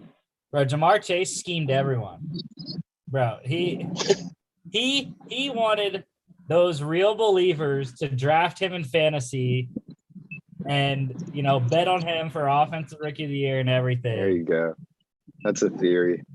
He probably dropped so many passes in the preseason and then told his friends to go bet on him. Yeah, bet him like 14-1. And then he gets 20%. But yeah, I know I was hating myself for not drafting Jamar Chase. Okay, defensive player of the year. Yes, I should have. That's whose jersey I should have worn. I should have worn my Watt jersey. I didn't think about it. I was just thinking about the Super Bowl. Super Bowl 43 jersey. Yeah, that's a good one. But this should be TJ Watt's second. He should be the back-to-back defensive player of the year. Aaron Donald, I will, till the day I die, I will forever say TJ Watt should have won the 2020 defensive player of the year and the 2021 defensive player of the year. I completely agree. He got robbed. Got absolutely jobbed. I'm glad they didn't do it to him this year. I had a little ticket on Minka. I think that was just some Steelers love as well. That was dumb. Like he needed like all the touchdowns he had the previous year, and that just wasn't the case. And the worst thing is that Elias Sports Bureau was the biggest dick in the world and didn't give him the sack that he deserved on the aborted play. The aborted snap against Baltimore. What a fucking semantics thing. I mean, he drops the ball, he gathers it again, and then he's clearly looking to pass still. Right. But it was an abort. Yeah, that was bullshit. I agree. I saw the Steelers subpoenaed the league and tried to get that changed the week after. So yeah. The worst part about that is that the way Strahan got the record is by Brett Favre just laying down and giving it to him. Yeah. That was so much worse. What the hell was that? That wasn't even a football play. And the thing is people want to say about, oh yeah, there were 17 games, but he did it in 15 games. He missed 2. Yeah, but the thing with that too is though, in a normal season, he would have only played 14 games then. And he would have missed the last game. Come on. I'm just saying. That is true. But That it is doesn't true. There matter. was He an did it extra in game. 15 games. So he did it in 2 less still. Still did it in 1 less But, than a regular season before. But yeah, shout out to Mark, though, for being the only one of us that actually picked TJ Watt in the preseason. Yeah, well, when my guy gets hurt in week 2, what am I supposed to do? Who'd you have? Chase Young. And That's tough. I picked the reigning defensive player of the year with Aaron Donald. It's He's hard never not gonna to. win It's it hard again. not to pick him. I He's wouldn't. never- I would he's never not be gonna- surprised if he won it again. Nope, he's not going to win it again. Not going to All do right, mark that down. So you're giving me. He'll probably be in the league for like another 10 years. You're giving me 10 years to get one. I'll take that. it. It's going to be TJ Watt is going to The win next 6 more. years. TJ Watt's going to win more defensive player of the years than his brother. JJ's got 3. TJ's just got to get 3 more. He should already. I wouldn't be surprised. Yeah, that wouldn't surprise me either. And what TJ said today, I don't know if you saw his comments today. He said he's just hitting his prime now. Like that is scary. I love it. Yeah, I loved it in the Pro Bowl that he was actually still rushing and got that strip sack fumble that went for a touchdown. I mean, I don't know his sack numbers off the top of my head, but he's the first, I believe he's the first player in NFL history to have 4 straight seasons of 13 plus to start a career. And I'll go back to draft night. I was absolutely in love with TJ Watt from the first time the Steelers drafted him. I knew. I watched him at Wisconsin. I'm a Penn State guy at heart, even though I'm a Georgia Bulldog too. But growing up watching Penn State, I watched Big Ten all the time. I watched him at Wisconsin. He was nothing else. So. I'm still shocked that he was there. What was that, 30 overall, right? Yeah, it was something like that because Reuben Foster went the pick before, and I was texting my dad. He's a Steelers fan. I was saying that the Steelers should have drafted Reuben Foster. That guy's not even in the league. What was that, 17, 16? Something that sounds right. I know the Niners drafted Reuben Foster like 1 pick ahead. I think it was 29 and 30. Okay, offensive player of the year, Cooper Kupp. Historic season, could have been really historic. Had Matthew Stafford actually gotten in the ball in week 18. I have no idea. I had a Cooper Kupp parlay going that day. I think I remember you saw it. Yeah, I had it too. He needed like 6 more yards, and they even went to overtime. Yeah, I mean, I have no idea how they didn't. If I was a coach, I would have been, look, I don't care if there's 3 people on him. Throw in the ball. We're getting him both. Yeah. Or do one of those bullshit like tosses in the backfield that's technically a pass and just let him get out in space. Just do that 12 times. I know. I needed 6 yards. So, yeah, he should have had the yards and receptions record. But I guess he'll just have to do that next year. Sure. The only thing I had an issue with is I still think Jonathan Taylor, probably should have won it. I don't know. Yeah, you and I both picked Taylor as our final pick there. Again, Mark was the only one to get it right with Cooper Kupp. Well, Mark he's a Rams fan. He has to pick. Well, yeah. But the 3 of us were all completely wrong, though, in the preseason, with all 3 of us going with Kamara. Yeah, this is true. That's tough. But no, it's fine. I mean, hindsight. It's so tough preseason. If Jameis doesn't get hurt, it has a chance. It would have had a way better chance for sure. And then, all right, I'm about to rant. So, Aaron Rodgers wins his 4th MVP, 1 behind the all-time record of Peyton Manning for 5. I hate Aaron Rodgers so much. Bro, like, He's back-to-back MVPs for one. I hate doing that. I don't like guys winning the same award twice in a row, unless it's TJ Watt winning Defensive Player of the Year. That's the only one. But I mean, like, why not Brady? Brady had a lot better stats. He had better stats for sure. He threw for 5,000 yards and 40 touchdowns in his last 43 season. years old. Yeah, I agree. Like I wasn't even going for Brady. I wanted Jonathan Taylor or Cooper Kupp to win MVP, but I had a JT MVP future plus 1,800 I got around Thanksgiving. My preseason MVP picks were just atrocious. I took Kirk Cousins and Carson Wentz. just because I like those long shots. I'm not taking like Pat Mahomes at plus 500 on a season long award. Yeah.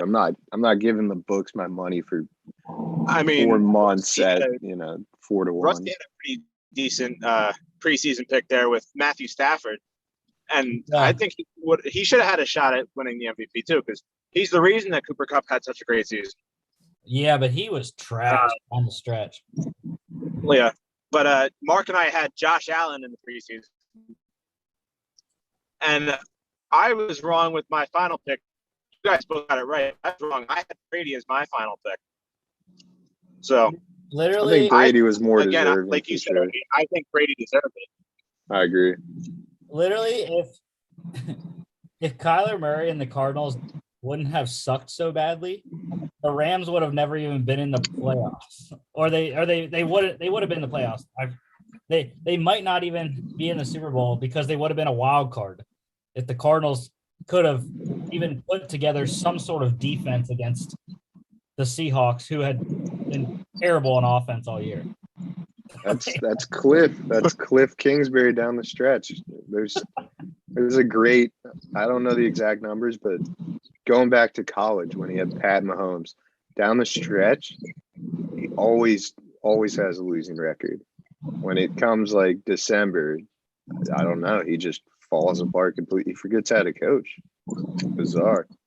And I mean, you think about it, maybe the Rams are still here anyways, because they still would have played the Cardinals in the first round. Kyler Murray still would have looked like a deer in the headlights, even at home. But then the Rams would have had to go on the road for the entirety of the playoffs instead of play at home in the NFC Championship game. So, okay, yeah, just I hate Aaron Rodgers. He # not my MVP. That's get that trending. So that is all the NFL awards. Like I said, it was a great show last night. I was entertained. I mean, I was watching hockey, more focused on those bets than I was the NFL awards.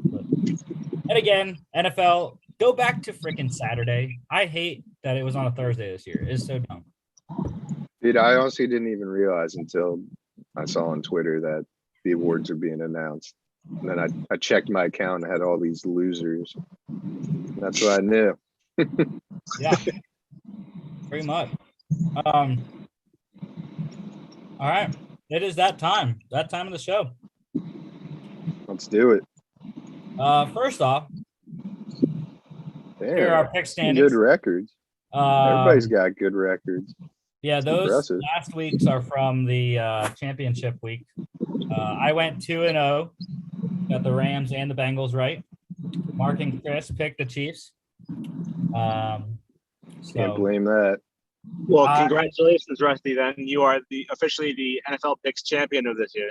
Yeah, I clinched the championship for the NFL picks this season. So, congrats to myself on patting myself on the back there.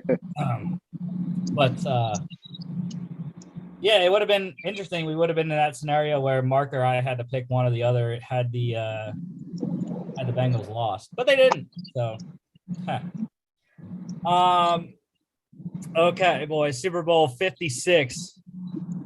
Wow, Mark Rams going against his own team against the Bengals. The Rams are technically the away team, but they're staying in their own locker room.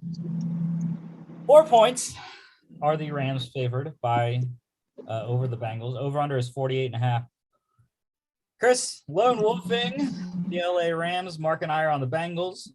I will tell you, Alex, what Justin gave as the wagers for the boys, his picks that he had on here. Bengals +4. The over 48.5. He had Bengals team total over 21.5. Higgins over Cup for receptions. And OBJ over Jamar Chase for receiving yards. Okay. Um, Can't say I like many of those, but I don't know. I do. I like the spread, but I haven't taken it. I actually haven't bet a side in this. I don't know if we want to break down the game first and then get into best bets, because the best bets is the next slide that I have. But I guess we'll break down the game first. So I guess we'll go group by group here. So let's start off with coaching. I am giving that to the Cincinnati Bengals. Zach Taylor is a masterful coach on offense. And Sean McVay, for all his offensive wizardry, is a absolutely terrible game manager. Now, I did see stats. His regular season, very good. He won all 3 of his challenges or something like that. But the blunders in the NFC Championship game were too big to miss. Both of his challenges were absolutely terrible. And I mean, they weren't even close, dude. Like, right. who the fuck's in his ear telling him that was a good idea? Neither of them were remotely challengeable. But you couldn't see the ball really on the use check, 4th and inches. Not at all. You know? And then the other one, I forget what the other one was. I don't remember, but I don't either. The 4th down one stands out the most for sure. yeah. He also blows timeouts left and right. Oh yeah. I mean, so I would slightly give him the coaching aspect, just mainly due to experience. He's been here. This is also Zach Taylor's a Sean McVay disciple. That Sean McVay coaching tree is getting pretty lengthy just very quickly. yeah, I mean, defensively, it's an all-star matchup though. You know, Lou Anarumo versus why am I blanking? Raheem. I don't even know who Luann Rumo is. What is this reference? The DC for Cincy. Oh, okay. Jeez, I don't dive into I don't know the coaches. He was getting interviews. Yeah, Chris, DC for the Rams was Raheem, the Bucks former coach. Raheem Morris. I knew it was. See, I didn't want to say Moore because Raheem Moore was the safety. I knew Raheem Moore was Raheem Morris. Yeah. Raheem Morris. Yes. But that's an all-star defensive coordinator matchup that Zach Taylor and Sean McVay are going to have to figure out on offense. But in terms of all right, so quarterback play, who do you guys think? Stafford for sure. Yeah, I think right now Stafford, but I think by the end of Burrow's career, Burrow will be the better quarterback. But right now, yeah, you got to go Stafford. Yeah, I like the experience, but I absolutely agree. Burrow's going to have way better numbers coming. You know, in terms of, but also, you know, Stafford was on some terrible teams, so that kind of deflates your stats a bit. But currently, yeah, I would 100% take the experience. Yeah, I guess he's experienced though, because this is the first time he's ever done what he's doing right now. Yeah, that's fair. Have success in Detroit, but yeah, overall experience. So yeah, he has plenty of it. Yeah, I mean, overall, this game, there are not many people that have ever played in the Super Bowl on either team. I don't know how many players on the Rams are left from Super Bowl 53. Donald. There has to be a handful for sure. Yeah, I mean, I know Donald. Obviously, Donald. I don't think Whitworth was with the Rams at that point. He might have been 3 years ago. I feel like he was, yeah. Other than that, I mean, well, the Rams, they just, bring guys in and out. They bring in so many guys, trading all these guys. Von Miller I love now it. has Weddle was there in 53. There you go. That's awesome. How cool would that be for Weddle? Dude was on his couch a month ago. Now he's playing in the Super Bowl. But yeah, I guess I'll give it a little bit to Matthew Stafford in terms of quarterback play. I will say, though, for as much as the experience favors him, he has thrown some very bad interceptions this year. Terrible. Especially the one that almost lost them the game. Against the Bucs. Should have been an interception. Oh, yeah. Oh, against the Niners. Right Oh, in my the God. chest. Right in the chest of the Niners. That poor guy, dude. And I'd had the Niners, and that was the game for sure. That would have been it. They had no timeouts. They were gonna, run the ball several times, maybe successfully. You get one first down, and there's like 6 minutes left at that point. 0 timeouts. Yeah. Brutal. So that's one thing I will say. If the Bengals can confuse Stafford, they're gonna be able. I think they're gonna at least have 2 chances in this game to get some picks. Going to skill positions, running backs, tight ends, wide receivers, or do we just want to do individual? We can just match up the skill positions. I think that's a better barometer. I would probably lean the Rams. Well, overall, I would go Bengals. I was gonna say that too, because okay. I don't know if you heard about it, but Higbee is out for the game. Yeah. I didn't. So Uzoma, he's gonna play, but how effective? I think he's going to be close to 100%. I really had like an MCL strain. I don't know. I feel like he's gonna be more of a decoy. But he's had 2 weeks. Yeah, that's fair. I also kind of look at skill positions in terms of against the defenses as well, and I just don't know how Mixon's going to be super effective against, one of the better run defenses in the league. Are they though? I mean, they're like 5th in DVOA, and they're like 5th in rushing yards allowed. I was gonna say I don't have the rankings or whatever. I just don't first half of the season they were absolutely atrocious at running defense. They were. When they played the Bears, David Montgomery ran all over them early in the season. Oh yeah, and then the Cowboys put up a ton of points on them too. Yeah. So I don't know. I guess they changed. And that's the thing too. Aaron Donald, I think they're gonna run a lot of the Bengals. I think they're gonna run a lot of traps. They're gonna run a lot of outside zone away from Donald. So no, Higbee is big, but you have to think Odell and Kupp is way better than what Chase, Higgins, Boyd. That's a way better matchup. Yeah. And then I don't think there's a huge drop off from Akers / Michelle to Mixon. I mean, Mixon's good, but Akers, he's been solid when, he gets an opportunity. Yeah, I think the thing with the Rams is like, how many carries is each guy going to get? Especially they're getting Henderson off of IR now too. So they're going to have 3 backs. Mixon hasn't really been that effective in the playoffs. They've had to throw. Not on the ground.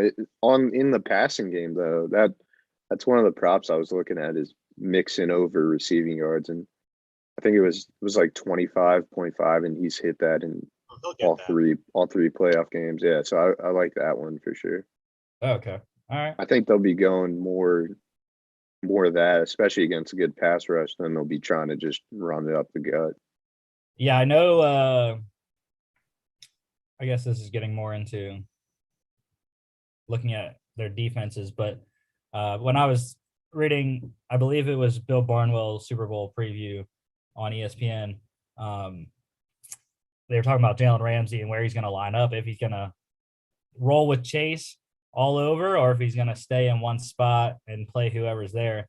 And I mean, I agree. If he's going to stay in one spot, go put Joe Mixon and waste him on Ramsey.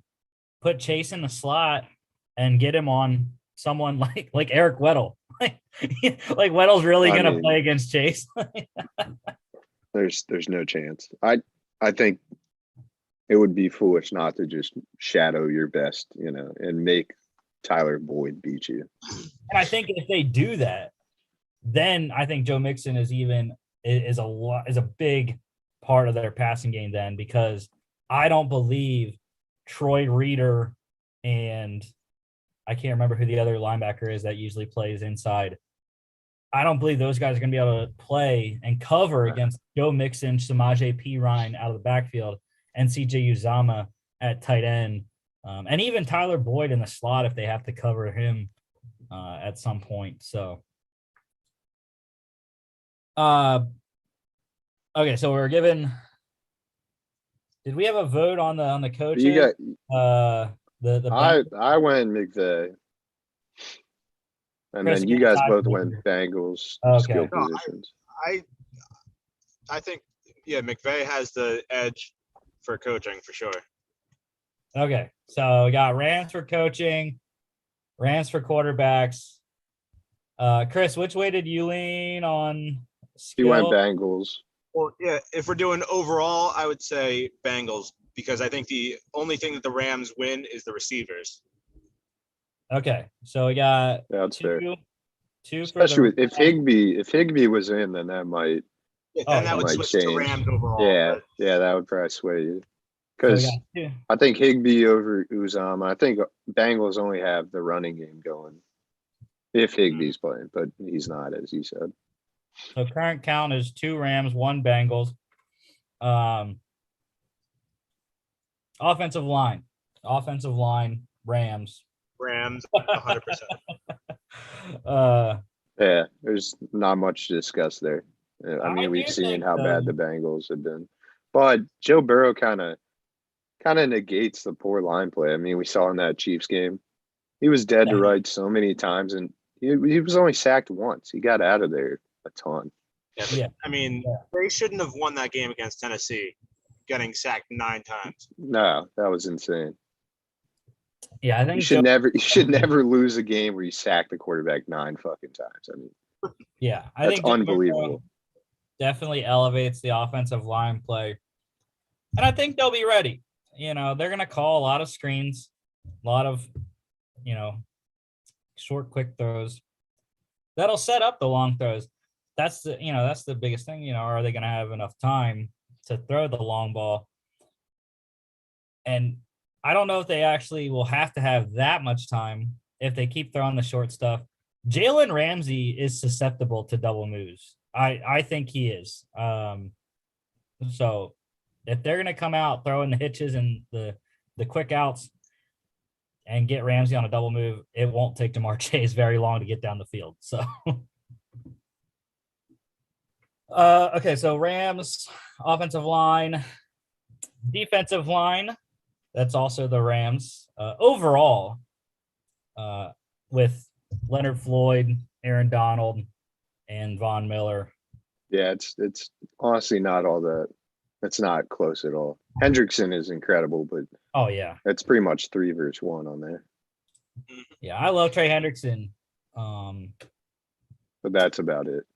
Yeah, I mean, they have some other guy. Hubbard is decent on the other side. I believe he had 8.5 sacks this year. Inside, that's the only thing. They don't have much inside pressure. DJ Reader's a monster in the ground game. He just doesn't push the pocket very much, so they're paying him a lot of stuff to run. Linebackers, that's the Bengals for me all day. Logan Wilson is a monster at linebacker for the Bengals.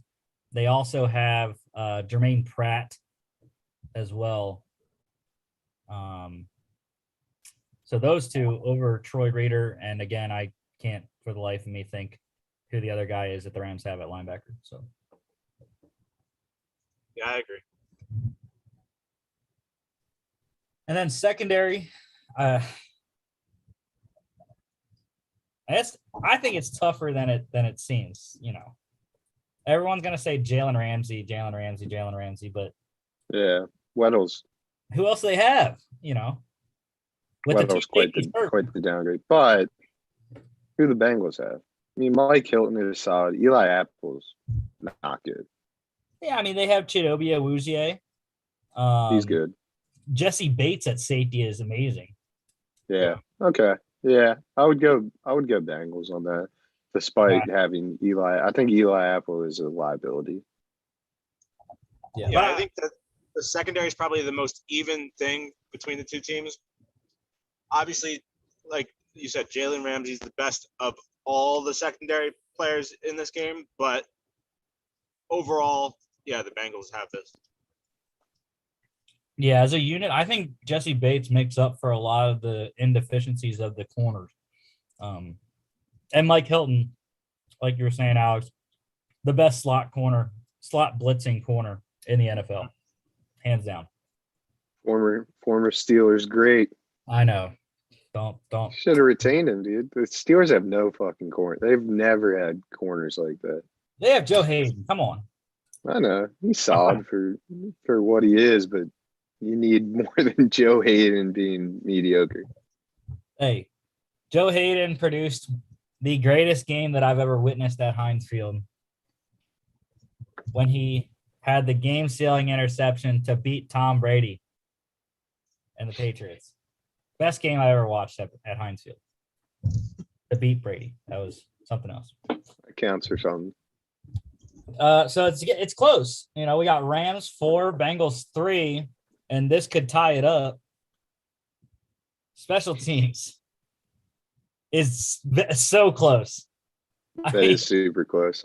I would lean McPherson and Huber, but man, it's very close. It's a slight lean. Caution, told you. Who do the? Is it still Hecker? Yeah, it's Hecker and Mac. Yeah. Yeah, I knew it was Gay. I couldn't remember if Hecker was still there or not. Pretty positive it's Hecker, who's one of the better punters. It's tough without John Fossil there anymore, but yeah, I'd go Bengals. Yeah, McPherson is the hottest player of both teams. I mean, he's has the most field goals in rookie postseason history at 12. And he needs 3 to break Adam Vinatieri's all-time postseason record of 14 in a single postseason. Yeah, he hasn't missed a single kick in the postseason, and he's hitting from like 54. He's not hitting just like chip shots. He's 4 for 4 in all 3 games. That's 3 incredible. Plus, he's 12 of 12 overall, 4 of 4 on extra points. So, bring the hot hand. So I don't know what the tiebreaker is because it's 4-4. We got coaches, quarterback, offensive line, defensive line for the Rams. We have skill positions, linebackers, secondary, and special teams for the Bengals. So I don't know what else you can say. I would say home field, but that's kind of non-existent in LA, especially in the Super Bowl. They're playing in the Rams Stadium. Right. And the Super Bowl's super corporate. You're not going to get those like diehard, if there even are diehard LA Rams fans. It's not going to be much of a home field at all. No, but I mean, if you broke up those skill positions, though, there is, I think that would then put the Bengals over the edge. But I agree. They easily win the tight ends. I think, like Alex said, the Rams would win the wide receivers, and I think Joe Mixon wins the running backs. Yeah, and And I don't think the wide receivers are that massive of a difference. Obviously, Cup is Yeah. the best wide receiver in football, but Chase is definitely up there with how he's been playing. Odell's obviously better, but then you have Higgins, who's really solid, and Boyd's a great slot receiver. Yeah, I think that one's very close. Yeah, I think Cup would take out both Higgins and Boyd, and then Chase would be just above Odell and right below Cooper Cup. So okay. Let's get to the bets, the best part of the show. So I didn't bet technically I didn't have an official podcast bet on the Pro Bowl or the Senior Bowl. I didn't even know if you could bet the Senior Bowl, but I did hit on the live under 90.5 on the Pro Bowl. Oh man, I hit that too. I smashed that. I had the over 69 and then under 90. Nice little middle there.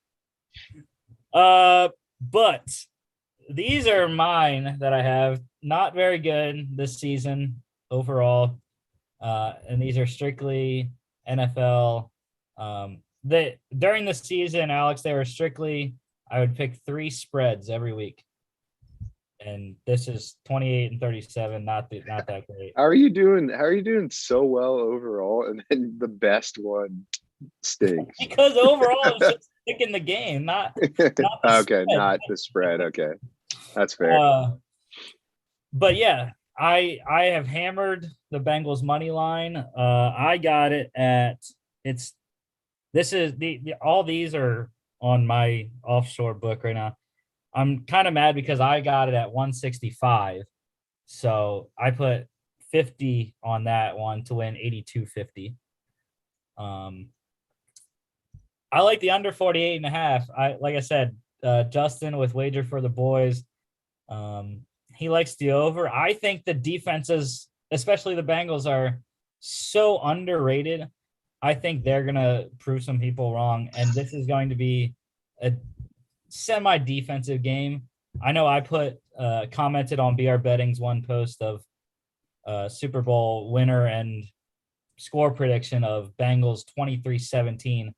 40 has been stuck in my head all week. I think it's a good number, and 23-17 sounds pretty good.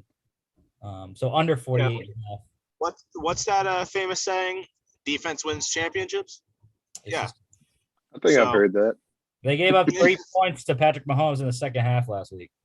Exactly. Yeah, that's incredible. They shut down Hill in the second half. And they did it by dropping 8. That was their whole game plan in the second half. They dropped 8 into coverage and let the 3-man rush get. But I don't know if you can do that against Stafford and the Rams. I like the under. I'm with you on the under. I haven't taken the full game, but I did take first half and first quarter both under. Yeah, and then just the first player prop that I've ever had on the show. Uzama touchdown. I love it. He's coming off the MCL, and he is going to score a touchdown in the game. Maybe even sprinkle a little first touchdown. I like that one, but I don't hate it. I gotta look at the number for the Rams tight end now, because I think that might be a solid bet too. I already said that earlier in the show, but I think that would be Blanton. Well, I wanted to do a TD touchdown parlay, but Blanton wasn't available in my book yet. I was like, bro, come on. Why is he not? Even with Higbee playing, he should still be listed. Yeah. You would think he has scored. So. It's that offshore bullshit, Yeah, absolutely. Yeah, I got some good trends for the first half under.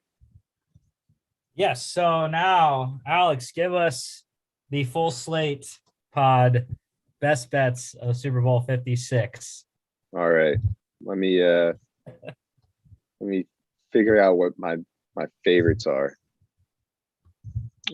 First quarter under 9.5 points.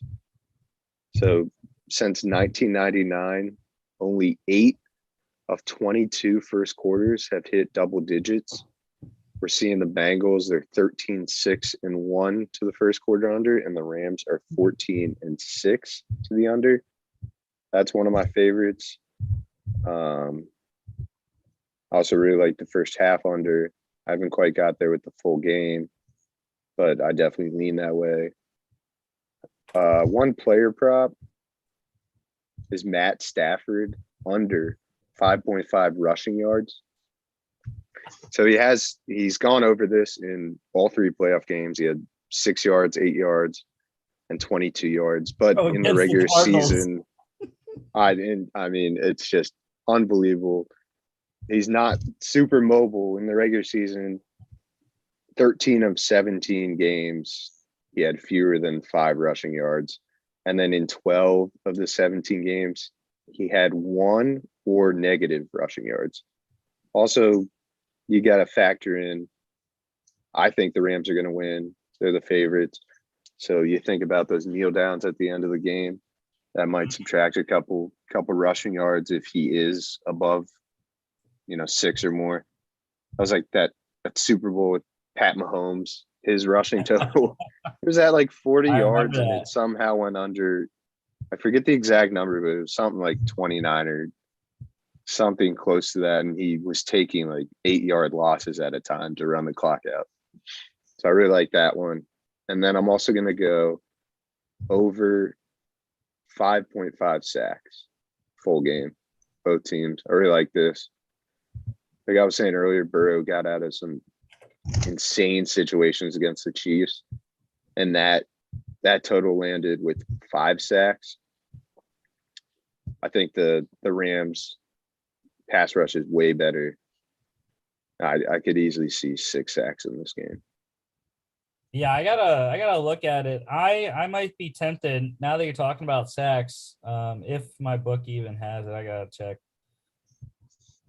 I might be tempted to go a little crazy. I've been betting Bengals all week. I might look into some Bengals more sacks than the Rams. Oh, sneaky! I'm telling you, man. That would have to be plus money. I don't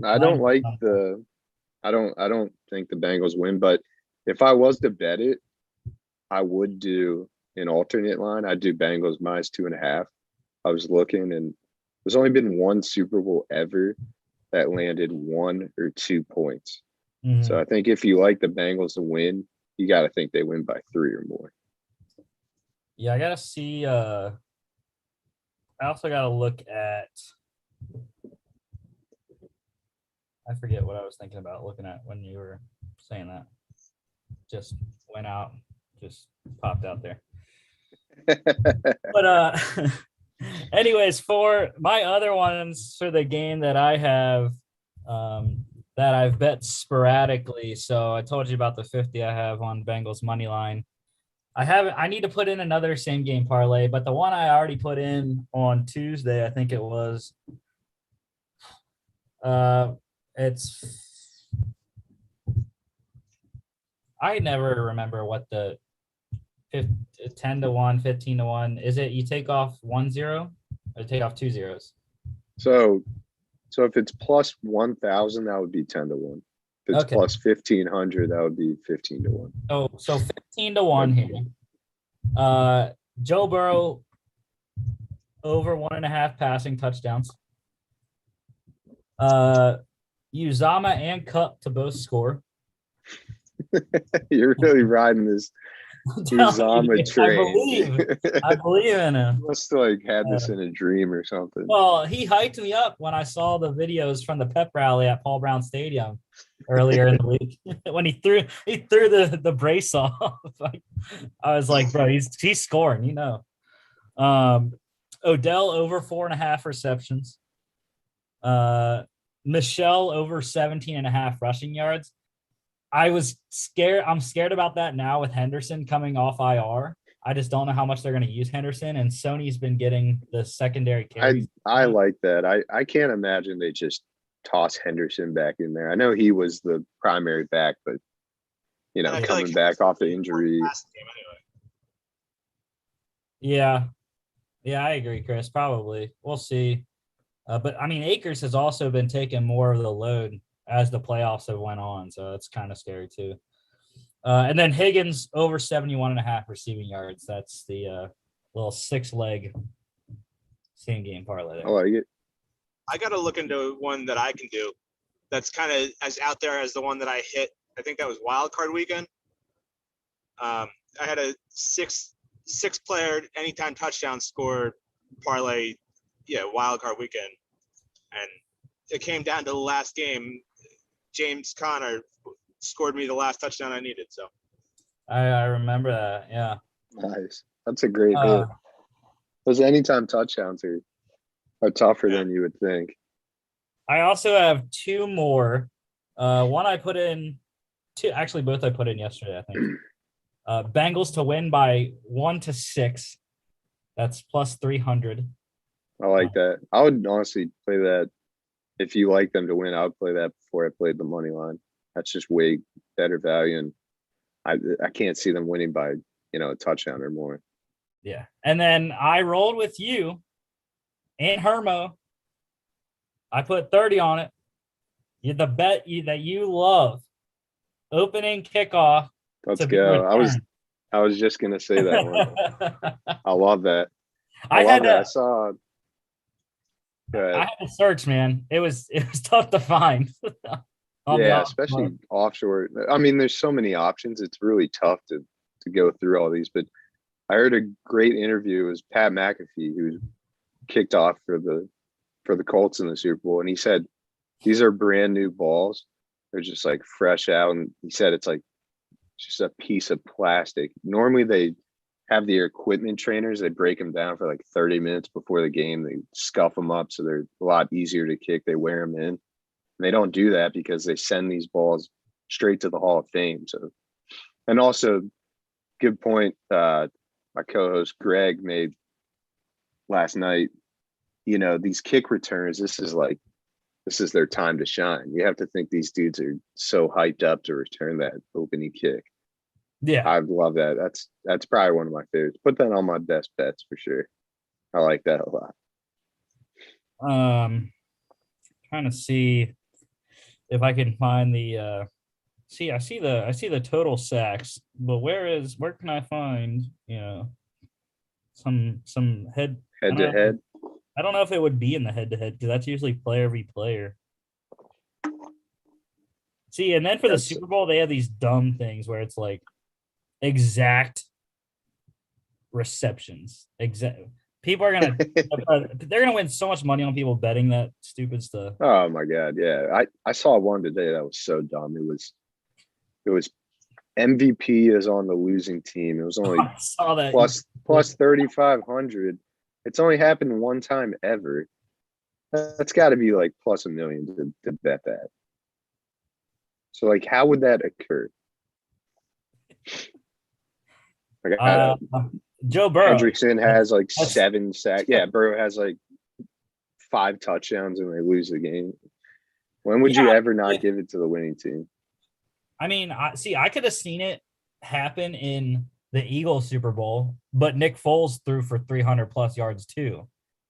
But I feel like, if Foles doesn't throw for that many yards and the Eagles still win, Brady had 400 plus and 4 touchdowns. There's no way he would have accepted that award though. Why? Hell no, dude. He wouldn't have given a shit. No. He's not accepting that, dude. I want something to happen like they had, I believe, only one time ever too. Co-MVPs.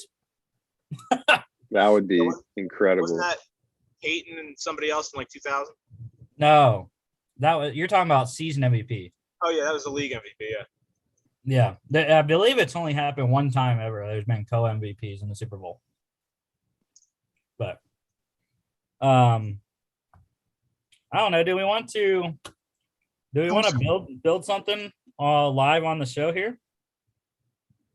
Yeah, let's do it. Why not? Gotta include Stafford yards under. Looks like it was Harvey Martin and Randy White. Oh yeah, the Cowboys. MVPs. Super Bowl 6? 6, yeah. Boom! Let's go. Not bad. I You're knew going back to Super Bowl 6. Give it to Jamar Chase and Joe Burrow together. What would that do to the bets, bro? Like, how would Right. Would is they it would void? both hit. They would both have to hit, right? Oh, No, I guess not. I don't know. It probably would void. it I'd just be, blows up the whole system. oh my God. I'd be miserable if I was holding one of them and they got co. Yeah, There's just no way. I haven't even thought about betting Burrow MVP. It's like plus 120 on my book. So it's Oh like, my God. That's fucking terrible. Those offshores, they rake you. They give the worst odds. I know. I see it like plus 200 in spots. I was thinking that's probably Caution. the play if you like the Bengals to win.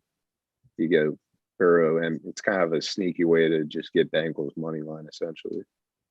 Yeah. Because it's such a great story, comeback player of the year, and then you win the Super Bowl and he has a good game.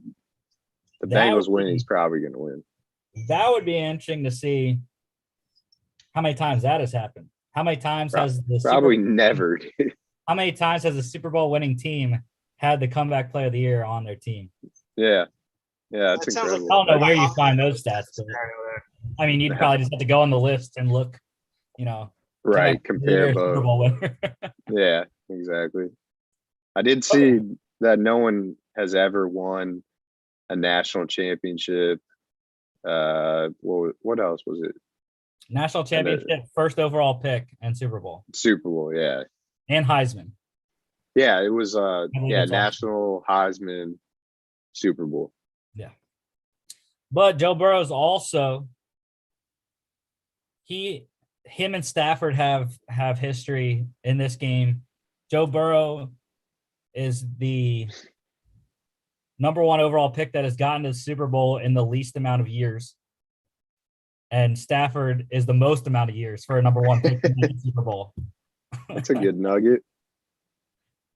Okay, so let's start off anytime touchdowns. Cooper Kupp is the base. He's the rock of the parlay. He's almost guaranteed one right there.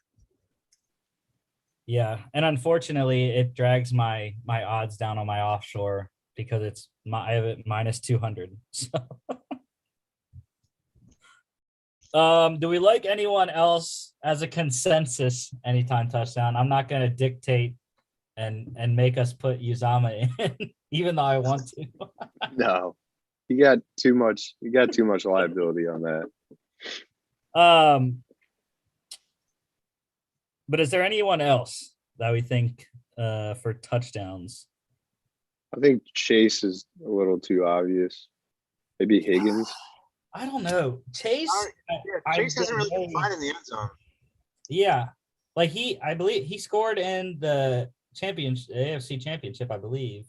Yeah, had an Or the incredible divisional. catch. But I Against the remember I bet him in the wild card and he didn't score. I was like, bro, I'm not betting touchdown for Chase. Not in the playoffs.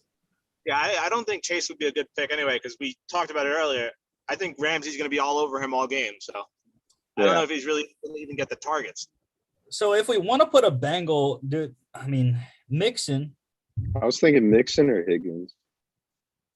Yeah, I think Mixon is solid. Yeah.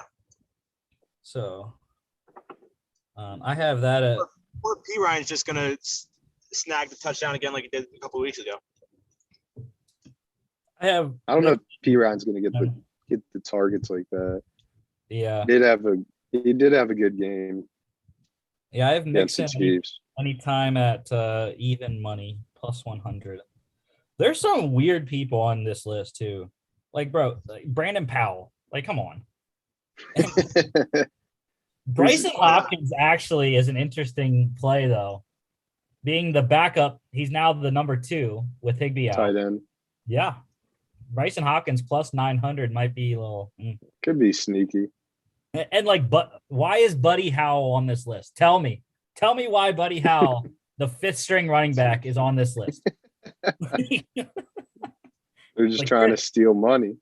Chris Evans is on the list, the third string back for the.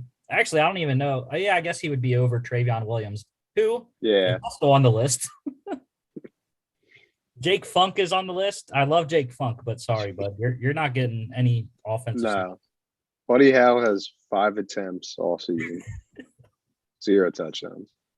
Mike Thomas for the Bengals is on here. I mean, I don't even know who Mitchell Wilcox is for the Bengals. Never even heard of that guy. Nope. Looks like he's a tight end. Great. And then Trenton Irwin for the Bengals is on here too. I'm telling you, one of these guys is going to score, and we're Wide all going to receiver. kick ourselves for not picking him. Well, you know who's Yeah, right? It's Oh. going to be one of those guys you just mentioned for absolutely no reason. if you want a long shot play for a touchdown, anytime touchdown, I would say Ben Skoranek. Wide Yeah, receiver. on the Rams. 6'4", Notre Dame, he's a rookie. Yes, He actually I gets love targets. Skoranek coming out, dude. He was something else. And I thought he was really going to step up once Woods went down, but then they went and got OBJ. So he really didn't have an opportunity.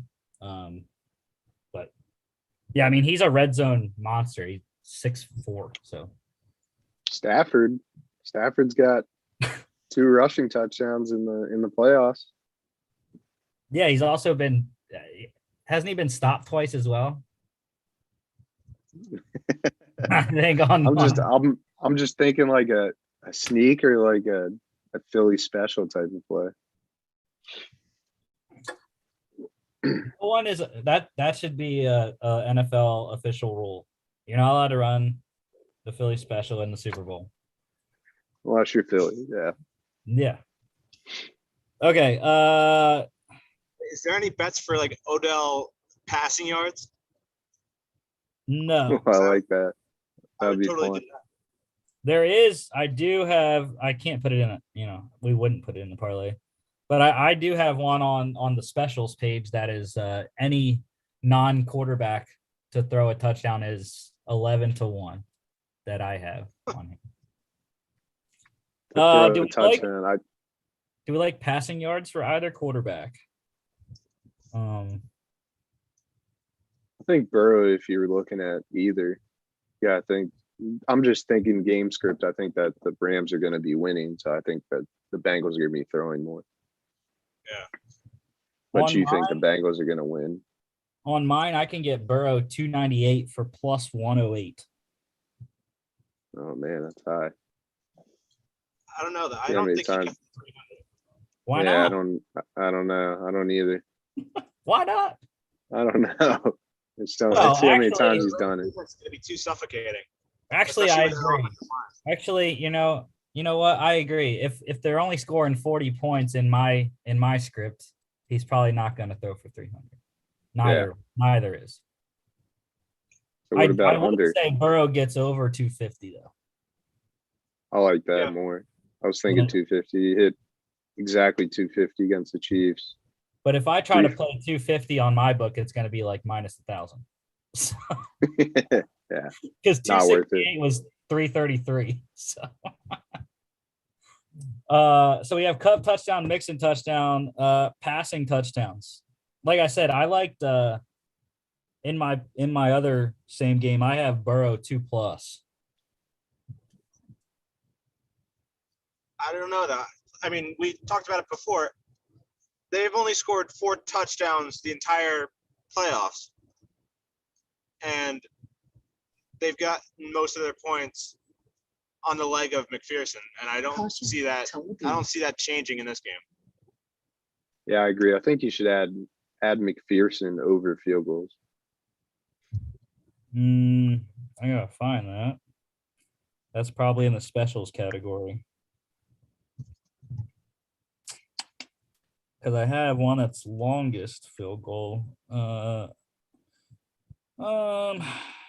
don't think I have available. Okay, unless it's somewhere else,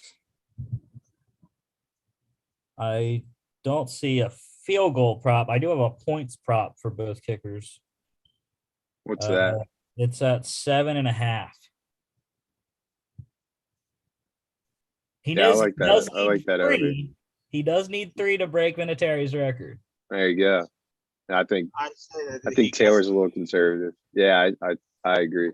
So I have over 7.5 points for minus 130. Okay, well, I'm not actually including that because I can't. It won't combine it, dude, in this offshore crap. Anything in this, that's why they're specials. All right, then. God damn. Yeah. Damn offshores. Actually, let me see if it's in the. Go Nah, it's about not in rushing attempts. Cam Akers rushing attempts. Mixon rushing attempts. Where the hell's that at? Carries. There it is. Wow. What is it? Depends what you want. Akers in the playoffs, he's at 13, 24, 17. So Probably right around 17. Caution, told you. So the farthest down I would go would probably be 15 because that's minus 167. Yeah, I would add that. So 15 attempts. So Akers, 14.5 carries. I'm sitting at plus 380 with just those 3 right now. You know what one I want to put in here? Maybe we shouldn't because it's not guaranteed necessarily. But they have Joe Burrow rushing attempts. And 4 is at plus 110. Ooh, I think that's a How decent. many times did he run last week against the Chiefs? A lot. 5. It's 5? Okay. Before that, it was 2. But in the regular season, he had several games with 5. Yeah, so maybe, I mean, if we go, I don't know if you guys actually want to put this in or not. I mean, 3 is minus 143. So still not bad. I like 3. 3 rushing He's attempts. definitely going to be running around a lot because that Rams defensive line is going to get through a lot. But Caution. Yeah. the question is whether or not he can actually escape the Rams defensive line when they come through. Dude, all he's got to do is get 1 yard every time to count it as a run. Yeah. All right. Yeah. Yeah, I like that. Dude, that boosts it a lot. We're up to 716 Oh, with man. that one. So I'd say one more and lock it in. I mean, we still got all the rushing yards and receptions and receiving yards. Oh, you're trying to get wacky. I mean, Big parlay. why not? As About- Hero says, we got to go for the Howie. So There you go. Odell receptions would be intriguing. yeah, but how many? Because in my parlay before, I just went for the minimum of 5, which was Yeah, I was gonna say 4 or 5. I see, and this is where it is like, bro, come on. 5, right, is minus 208. But Seems 6 high. is even. Plus 100 is 6. How Last does week he had how do you- 9. Yeah, no, just for that 300 one points. extra. I know. I'd feel way more comfortable at 5. I agree.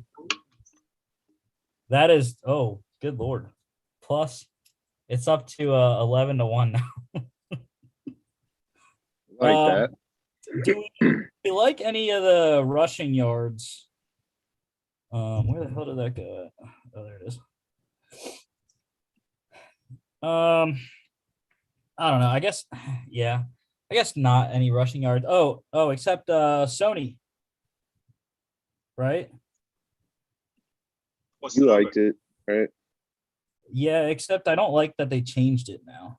They changed it to all even numbers, so I'll have to build the number, but they have, what was it, 20, which I really liked that I got 18.5. Yeah, he had They have it at 20. 16 for against the minus 1. Niners. Yeah, they have it at 20 for minus 118. So if I go down to 18, let me just build it out here real quick. I'm gonna grab a beer real quick. Sounds like we're locked in.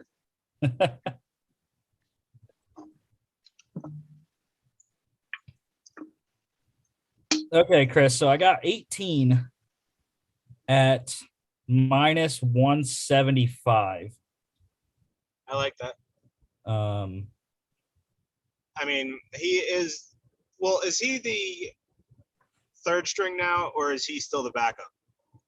I would assume he's still going to be the backup because Henderson is just coming off IR right now. Yeah. Oh, you know. Because know. I'm just thinking of a scenario like if Akers were to get hurt in the game, then Michelle would be the one that takes over, right? I would think so, yeah. So yeah, I mean, I think he will be able to hit 18 pretty easy, regardless of if Akers plays or not. Yeah, so that didn't change the parlay too much, being at minus 175. It's still sitting close to 11-1. And if we go back, let's get to receiving yards, and then I think we'll do one receiving yards, and then we'll lock it in. I know a lot of people that are taking Cup, and I don't know. I don't know. I just have a hard time of playing a guy is projected, 100 plus yards. It's, I mean, he's gotten over 100 yards in the last 2 playoff games, though. And I don't know. Have the monster season, but still, we already have him on the parlay as a touchdown scorer, so I don't know. I wouldn't even touch him for receiving yards. So I'm thinking I go back to my old friend that I have in my other one, T. Higgins. I got it at 72 in my other one. Have it at 73 right here. I have a feeling he's going to get 75 plus. Yeah, I think he has a good game. I mean, we keep going back to Jamar Chase is going to get shut down by Jalen Ramsey. Mm-hmm. And, well, he might even be double covered. Who knows? So that'll open up the field for the other guys. And I think T. Higgins is definitely the better option of the two receivers. So Yeah, I like Higgins. I think maybe don't include Michelle if it doesn't really boost it up that much. Let me see. Let me see with Higgins in, and if I take Michelle out, let me see what it is.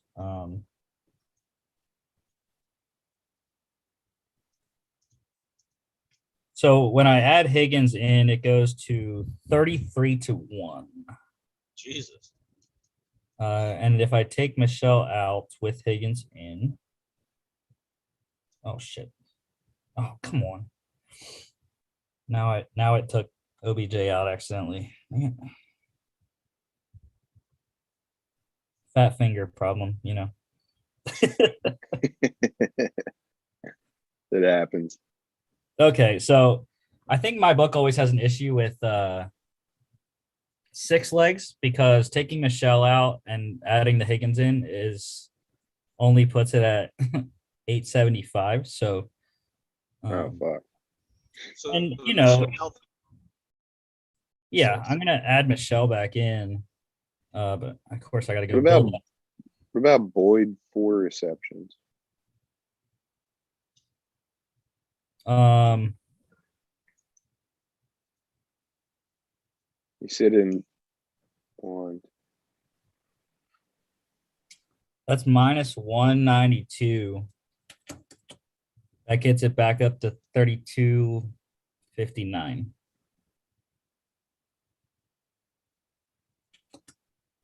But again, when I try to put $10 on this, we shall see what actually comes out, because as I've said before, when we've been doing parlays on the Hermo Happy Hour, I click the submit button and it drops by like 2,000 points. So Yeah. okay, so Damn offshores, see. dude. we shall see. I'm gonna hit place here and see if it locks it in at 32.59. Let's hope it's a 7-legger. Yep, and there it is. Yep. 2,000 points down the drain, plus 1,100. I'm still How? gonna take it. Still not a bad number. I'm still gonna take Yeah. it. I'm still gonna do it, but it's just that's ridiculous. I mean, Yeah, What I is don't the understand point? that. what is the point of your estimator tool if it's just gonna kill you when you hit submit? Yeah, It's to entice you drastically to do it, different. 'cause it looks like it's a bigger number. Right. And then you get all excited and it's like, nope, you lose. So our final, I don't know, Alex, if you want to look what this is on one of your legal books in Virginia. Yeah, I can check out DraftKings if you read it off to me again. I Yeah, know. whenever you're ready, I can go. Let me see. All right, so Cup, Mixon, anytime touchdowns. Yep. Sony Michelle. 18. They don't even have him on DraftKings, so we can't put that. The fuck? Higgins was 73. okay. 74.5. All right. You said you Um, liked 75. Yeah, I think he'll have 75 plus. Okay. And then we got We'll- OBJ. I don't even have rushing attempts on DraftKings. Actually, I can go and build it. I think I just can't submit it Right. on But- FanDuel. What was it? OBJ 5. receptions. Mm-hmm. And then carries for Burrow and Akers. Yeah, they don't have attempts, which is bullshit. The Uh, fuck? Let's have see. yards. Maybe I'll go Joe Burrow 9+ yards rushing. I don't know. That's a lot. I just don't. Yeah, I don't love the yards. I like the carries a lot more with both of them. I haven't. Oh, jeez. I'm not used to this. I haven't placed on FanDuel or DraftKings in a while. Where But I are do- you currently? I always forget. Wisconsin. They but don't. then- Do they have legal sports betting? Nah. No, we should be getting it in the local casino though, because one of the tribes in Wisconsin, Yeah. Can they open got a it sports at their book. casino, but ours hasn't gotten it yet. So, That'd be awesome. You'll have to drive. yeah, if I can go down to Illinois, I can go to Chicago. Trying to see here just on FanDuel. So I got Cup and Mixon touchdown. See, I don't even know. Okay. I see where everything is at now. I got it. It's like learning a new thing right now. Yeah. Higgins Welcome over. back. Oh, FanDuel's got Higgins at 71.5. Look at that. Reception. I like that. It feels low.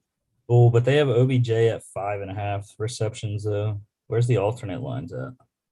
Yeah, not- DraftKings only had See? 4 and 6. They don't have alternate reception lines though. They only have receiving yards. Well, OBJ 6 receptions, sure. And then stop. I know I'm not located in a in a legal state. Calm down, FanDuel. They're gonna like lock my account now. Okay, rushing yards. Well, they don't even have Michelle.